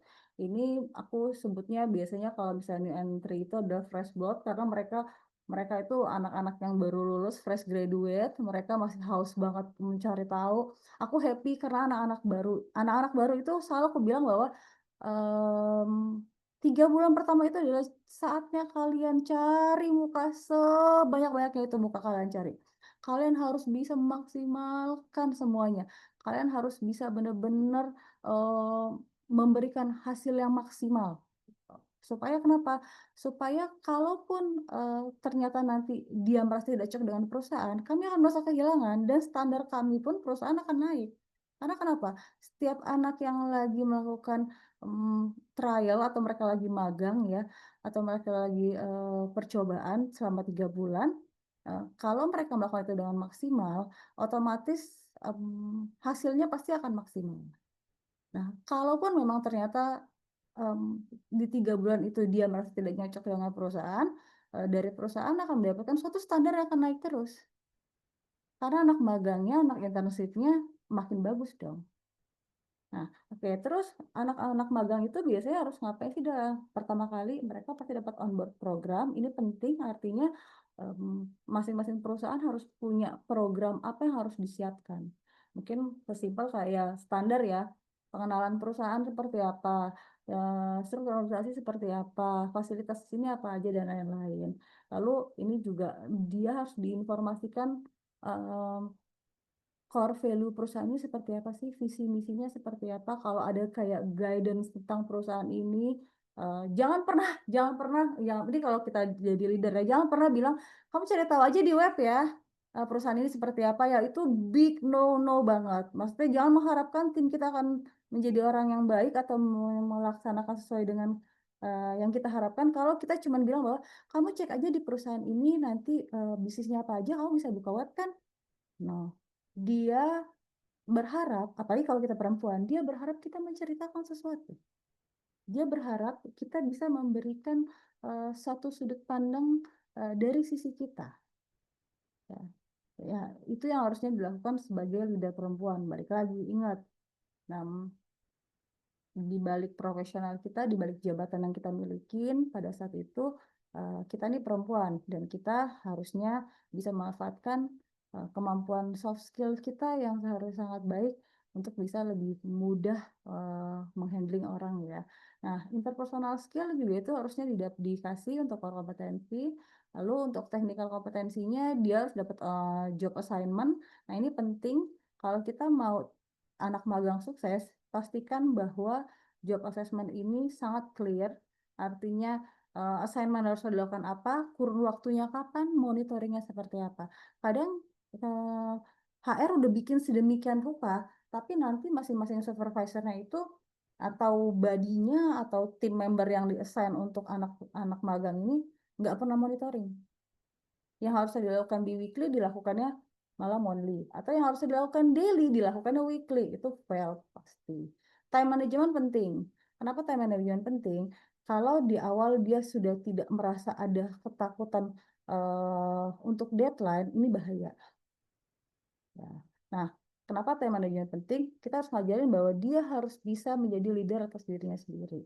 Oke, kita naik ke atas di tim member, sama ya kalau untuk dia onboarding baru, dia harus jelasin tentang perusahaan itu seperti apa.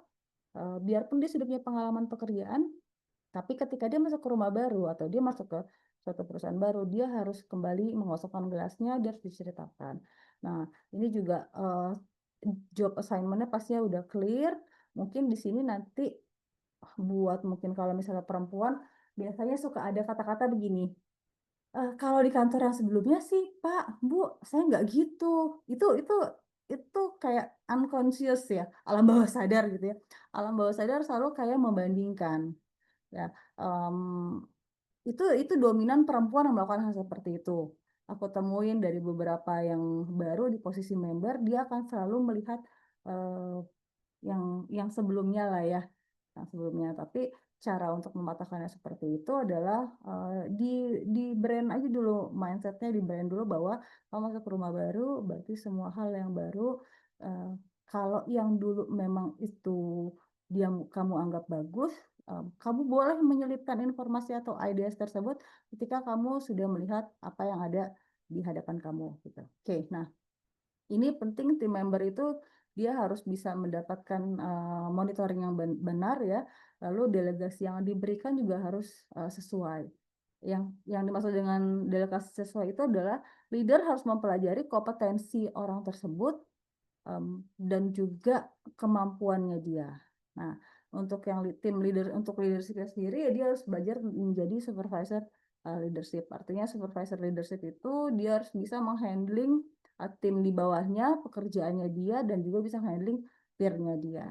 Nah, ketika manajer dua nih di teknologi biasanya kita ada yang managing product, ada yang managing system, ada juga managing people. Oke, makanya leadership style yang harus dimiliki seorang manajer itu adalah situational leadership.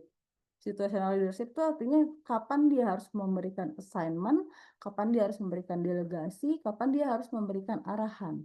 Dia harus melihat situasinya seperti apa. Karena biasanya sisi manajer ini dari atas dia ditekan, ke bawah dia disundul-sundul terus sama bawahnya. Di posisi yang nggak enak biasanya. Jadi kalau sekarang manajer buru-buru naik ke atas ya. Saya doain buru-buru di manajer cepet-cepet naik ke atas gitu. Karena di atas nanti bisa melihatnya lebih enak lah. Helikopter view-nya lebih kelihatan. Nah, di manajer biasanya dia akan diminta untuk menyelesaikan pekerjaan, makanya dia harus belajar tentang kemampuan problem solving, critical. Ini gampang. Perempuan di level manajer biasanya banyak. Karena kenapa? Karena kemampuan problem solvingnya perempuan itu banyak. Dia akan punya plan A, B, C, D, E, F, G mungkin ya. Dan critical thinking-nya lebih oke. Creative thinking-nya juga lebih oke. Biasanya di suatu meeting kalau isinya itu dominan laki-laki, ini pengalamanku ya. Terus tiba-tiba aku ngasih ideas, pasti celetukannya ada lagi. Ini gunanya ada perempuan, ada otak kanan yang kerja. Biasanya seperti itu ya kalau di dunia di IT ya. Jadi mereka akan terima kasih karena ada perempuan yang biasanya akan ngebalancein semua sisi kirinya mereka, maksudnya otak kiri logikanya itu akan kita, entah itu sesimpel kayak misalnya ini idenya udah bagus banget, udah matang banget, lalu kita come up dengan suatu kreativitas yang menambah value atau bisa menjadikan ini akan menjadi lebih menarik gitu. Oke, nah ini di director itu aku sempat ngerasa ketika di posisi director aku banyak kehilangan hal-hal yang harus aku lakukan daily. Artinya kalau yang tadinya aku banyak monitoring, aku banyak melakukan aktivitas dengan dengan sistem, dengan data dan lain-lain. Ketika di director, aku banyak kehilangan hal-hal tersebut. Ternyata ada something missing yang harusnya aku pelajari dulu sebelum naik ke director. Harusnya ketika di director itu aku memang tidak lagi akan banyak turun ke bawah, tapi aku harus memikirkan kehidupan mereka 5 sampai 10 tahun lagi itu seperti apa. Strateginya seperti apa, programnya akan dilakukan seperti apa, karir mereka mau kita bikin seperti apa. Jadi interaksinya ngobrol sama direktur finance, ngobrol sama direktur human capital, terus nanti ketemu sama banyak orang, banyak ketemu sama mungkin di kompetitor-kompetitor lain buat ngebahas tentang ini bisnisnya IT ini masih relate nggak 5 tahun ke depan. Area-area itu memang harus dilakukan di posisi director. Nah, buat kalau misalnya perempuan yang udah di posisi ini, di posisi director itu makin ke atas pasti aku nggak bohong bahwa time management yang tadi kita pelajari di awal itu harus benar-benar kita pastikan kita sudah matang banget. Karena kalau kita sampai nggak punya time management yang bagus saat menjadi director, terus kita juga nggak mau mengapresiasi dengan belajar suatu hal yang baru, kita akan cuman jadi kayak puppet aja, jadi cuman kayak mainan yang di atasnya kita, mungkin dari komisaris. Jadi pastikan kalau misalnya kita sebagai perempuan dikasih amanah menjadi director, pastikan bahwa kita punya kendali, dalam artian kendali itu berasal dari kompetensi kita ya, dan kita memang berhak untuk posisi tersebut. Karena bentuknya tadi aku bilang, ketika di-assign menjadi director itu, yang aku lihat bukan cuma sebutan direkturnya, tapi tanggung jawab apa yang akan aku jalani, lalu apa yang akan aku bawa, embel-embel apa yang aku bawa kemana-mana. Artinya bagaimana aku bertindak, bagaimana aku berbicara, bagaimana aku nanti berinteraksi dengan sesama direktur yang lain atau dengan company yang lain. Itu juga kadang-kadang di sisi perempuan membuat kayak yang sanggup nggak ya. Tapi balik lagi, harusnya kita bisa kalau kita mau terus belajar dan mau terus menanyakan kekurangan kita apa ke peer kita atau ke mentor kita. Itu sih Mbak. Ini yang penting kalau misalnya perusahaan atau mau menciptakan suatu dunia kerja yang inklusif untuk perempuan ya. Ini penting banget hal ini dibikin spesifik. Terus gimmick-gimmicknya apa kalau buat perempuan ya? Artinya kayak misalnya acara Kartinian di suatu perusahaan buat aku itu adalah suatu bentuk bahwa mengapresiasi ya. Yaitu mengapresiasi perempuan. Lalu memberikan kesempatan perempuan menjadi MC. Kadang-kadang perempuannya suka nggak, kadang gini, aku suka bukannya bilang bahwa nggak mau ngasih panggung sama perempuan, tapi kadang-kadang perempuan ini, moga-moga nggak semuanya ya, semoga cuma oknum ya. Tapi kadang-kadang suka merasa bahwa terlalu nyaman dengan satu posisi tersebut, tidak pernah mau naik ke atas. Dia sudah nyaman dengan posisi administrasi. Dia sudah nyaman dengan posisi, kalau misalnya di auditor, dia akan nyaman di posisi auditor. Ketika dia ditantang, di-challenge untuk ngurusin bisnis atau ke regional ke atasnya, dia nggak mau. Nah, kalau itu siapa yang salah? Dirinya kan? Nggak bisa nyalain perusahaan dong. Karena opportunity-nya ada kok, kesempatannya dibuka kok. Tidak diwajibkan untuk seorang laki-laki, tapi dibolehkan. Tapi kadang-kadang perempuan merasa bahwa dia khawatir nanti tidak bisa melakukan dengan maksimal, khawatir nanti tidak boleh dapat dari orang rumah atau dari suami atau dari orang tua. Nah, itu yang tadi aku bilang, berantem sama diri sendiri.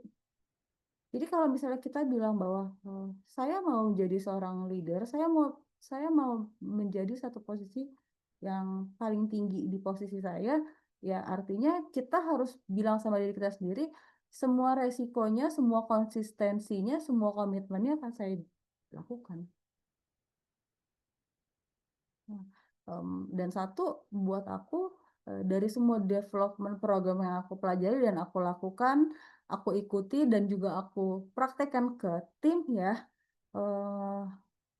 aku sampai di titik bahwa aku tidak bisa menemukan yang namanya, aku tidak bisa bukan tidak menemukan. Katanya kok ganti. Aku tidak kurang setuju dengan istilah yang namanya work-life balance.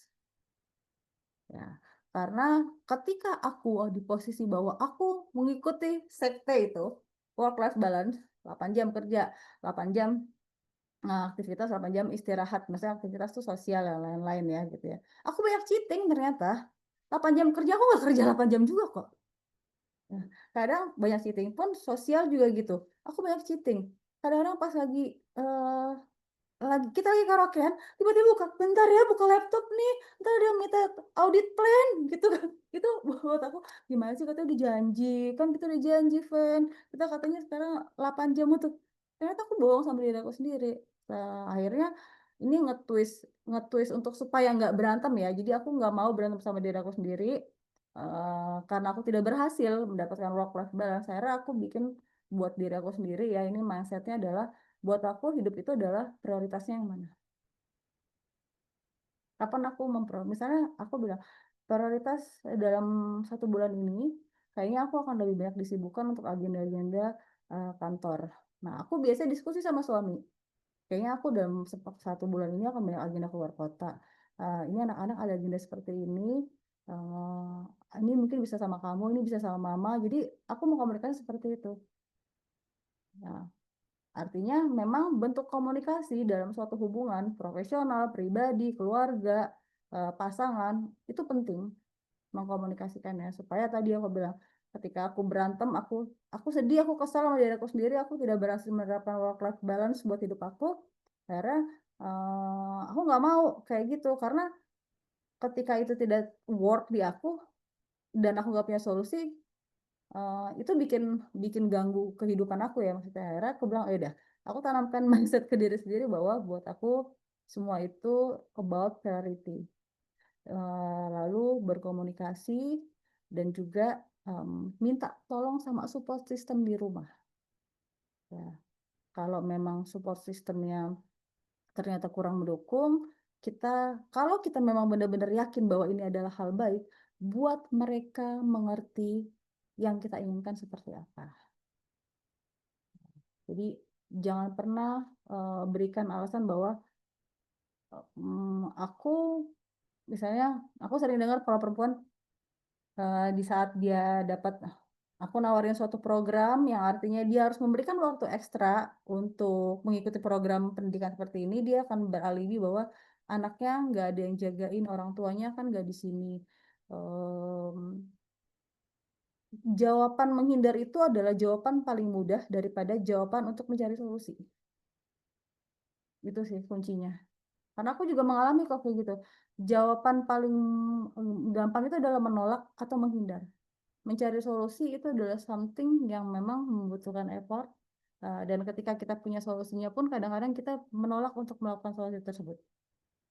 Gitu. Jadi semua yang kita lihat di depan ini, kompetensi development program, mau dibuat sebagus apapun, kuncinya satu. Kita mau atau enggak ngejalaninnya dan kita punya motivasi apa. Ini bisa digeser materinya yang terakhir. Sebelumnya, Mbak, materi yang sebelumnya. 1 slide yang tadi.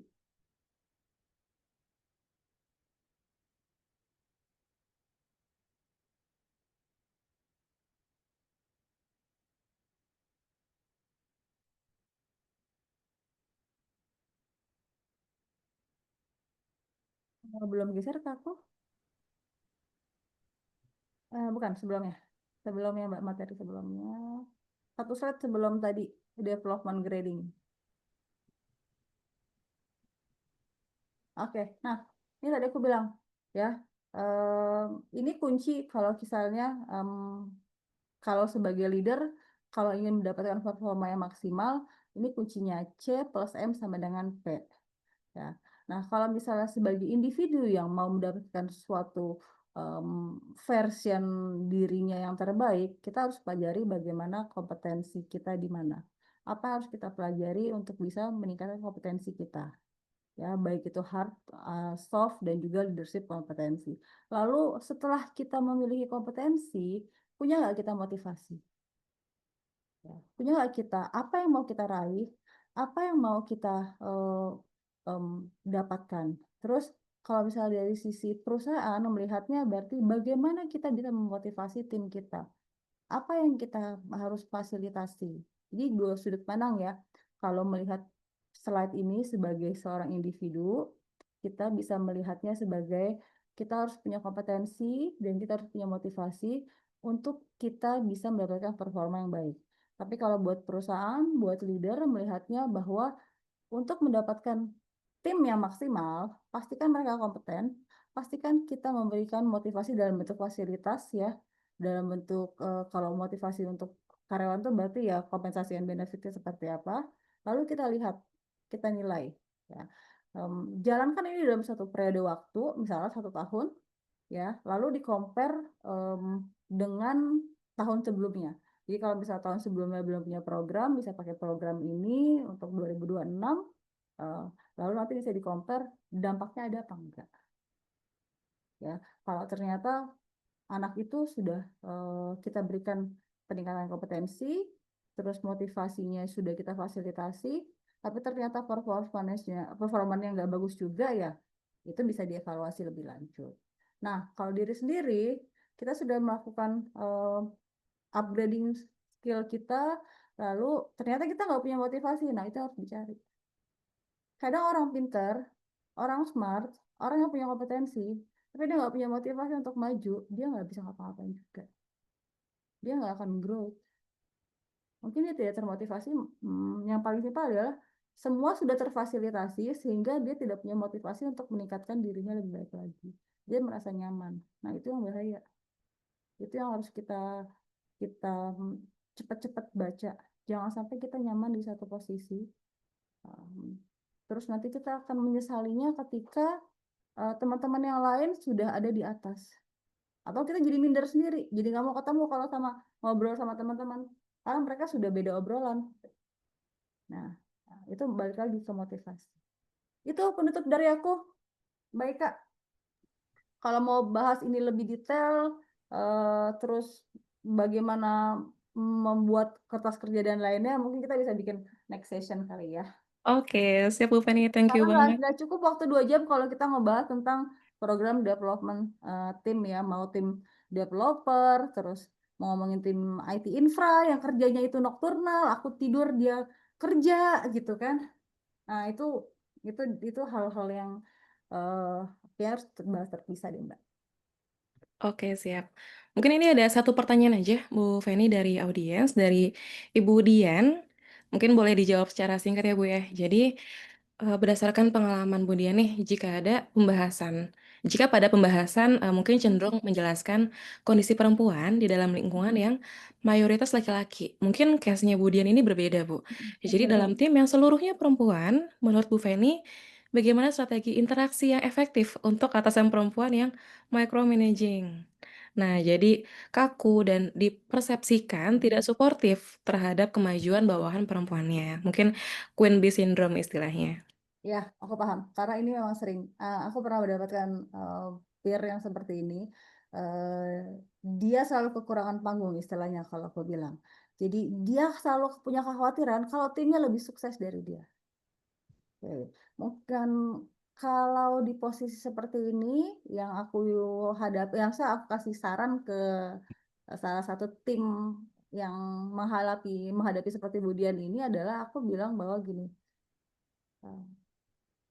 kita kadang cuma melihat dari sisi profesionalnya karena konteksnya memang profesional.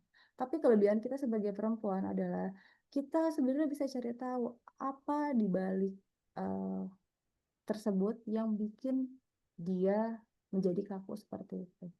Nggak mungkin seorang manusia melakukan suatu hal tanpa punya alasan. Karakteristik itu terbentuk bisa karena dari bawaan, bisa juga dibentuk karena pengalaman hidupnya. Lingkungan dia yang membentuknya, perlakuan orang tuanya yang dia lihat, yang dia amati. Ya. Atau memang itu yang dia selalu terima, dia selalu di micromanaging. Pada saat mungkin dia menjadi tim ya. Jadi cara menghadapi atasan yang seperti itu adalah kita harus bisa buat dia cair. Dengan cara seperti apa? Mungkin di luar sesi-sesi profesional, kalau misalnya sesama tim kan suka ngadain acara makan-makan tanpa ada bos ya. Coba ajak dia, ya. Atau coba tawarin dia, Bu, anak-anak mau nginep di sini semalam, Ibu mau ikut nggak? Ya, karena aku tadi bilang ya, di atas itu dia kesepian, dia sebenarnya kesepian.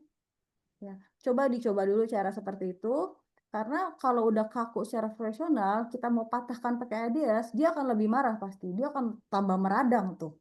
Apalagi kalau misalnya tiba-tiba di suatu forum ada bawahannya yang mematahkan idenya atau dianggap lebih bagus dari dia. Jadi pakai jalurnya jangan dijalurin kontekstual pekerjaan, coba ambil sisi ke emosionalnya, ke sisi pribadinya. Ajak dia hangout bareng, atau kalau misalnya tahu dia suka konser musik apa, atau dia lagi senang apa, mungkin diberikan pendekatan-pendekatan seperti itu. Karena basicnya perempuan itu akan luluh sama hal-hal yang sifatnya itu sensitif dan juga emosional. Harusnya kita lebih lebih peka pada hal seperti itu sih. Gitu, Bu Dian. Jadi Oke. jangan dipatahkan di forum karena tipe-tipe yang seperti itu biasanya dia dia like or dislike ya. Tapi dekati dia dari sisi pribadinya mungkin. Ya, terima kasih atas jawabannya, Bu Feni, dan semoga menjawab ya, Bu Dian. Mungkin karena sudah jam segini, jadi aku izin untuk closing ya, Bu Feni ya, sebelum kita kembalikan ke Mbak Dila. Jadi sangat menginspirasi sesi Bu Feni ini, dan kita tentunya sebagai wanita punya banyak banget kelebihan yang bisa mendukung role kita di posisi leader gitu ya. Namun tentunya kita tidak bisa berdiri sendiri. Pastinya kita akan butuh support system yang mendukung. Semoga sesi hari ini memberikan dampak bagi masing-masing individu untuk lebih percaya diri lagi melawan diri sendiri, tahu mana prioritasnya, dan juga mau elevate orang lain, dan saling mendukung untuk menciptakan lingkungan yang lebih baik untuk tumbuh. Sehingga nanti industri IT ini semakin inklusif dan semakin banyak lagi wanita yang berkontribusi. Oke, sekali lagi saya ucapkan terima kasih untuk Bu Feni, Pak Harun, dan para board, tim Salty, Fatia, Mbak Gita, Mbak Wuri, dan para peserta yang sudah mengikuti jalannya sesi. Mohon maaf jika ada kekurangan dan saya kembalikan ke Mbak Dela. Wassalamualaikum warahmatullahi wabarakatuh. Waalaikumsalam.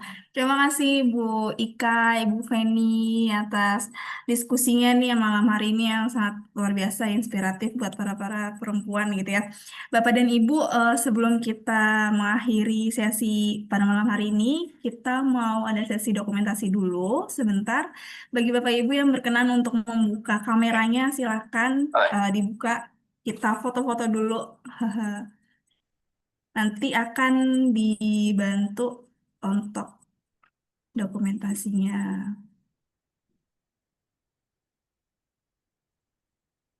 Oh, banyak bapak-bapak loh ternyata nih ya. Banyak Bu, banyak bapak-bapak Bu. Bapak ya, berarti besok pas di kantor coba dilihat Pak, tim-timnya yang perempuan Pak. Coba dilihat lagi apakah sudah terfasilitasi program-program buat training-trainingnya 2026 nanti. Oke, baik. Ini kita ada 3 slide. Kita di slide pertama dulu ya. Ya, boleh. 3, 2, 1. Oke, lanjut di slide kedua. 3, 2, 1. Oke, lanjut Ada di lagi di mobil. Ya slide. Allah, ada Pak Zulkifli. Masya Allah, saya takut ternyata ada malah Bapak. Ya Allah. Kita lanjut di slide terakhir ya Bapak Ibu ya. Oke, 3, 2, 1. Ya, baik. Terima kasih Bapak Ibu yang sudah meluangkan waktunya pada malam hari ini. Demikian rangkaian acara kita pada malam hari ini telah selesai. Sampai jumpa di Money Talk and Sharing Session selanjutnya. Selamat malam. Salam semuanya. Selamat Terima malam, kasih. Bapak Terima Ibu. kasih Bu Feni. Terima kasih Bu Ika. Terima kasih teman-teman semua. Selamat malam.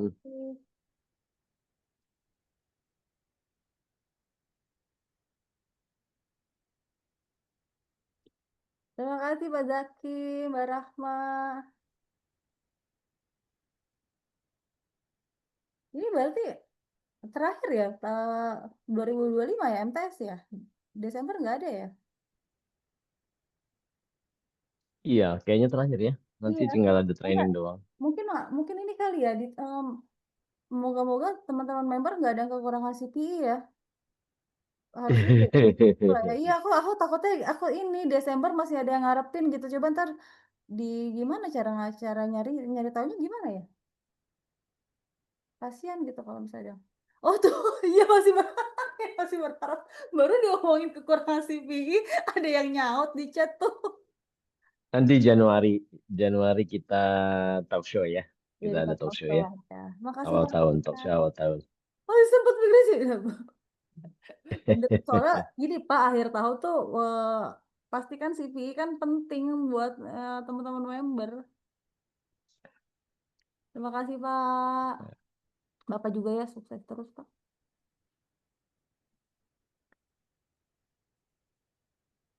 Patri, apa kabar Patri?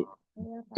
Ada bos gue nih, Pak Perdana Sastra nih. Aduh, bos. Udah lama gak ketemu kita nih, Pak Sastra nih.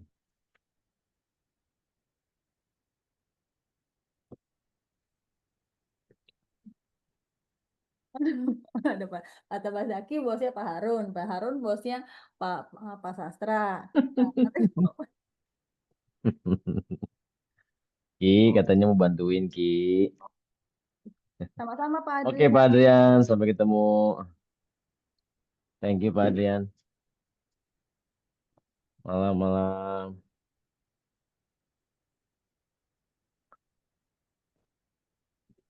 Malam semuanya. Thank you, Ki.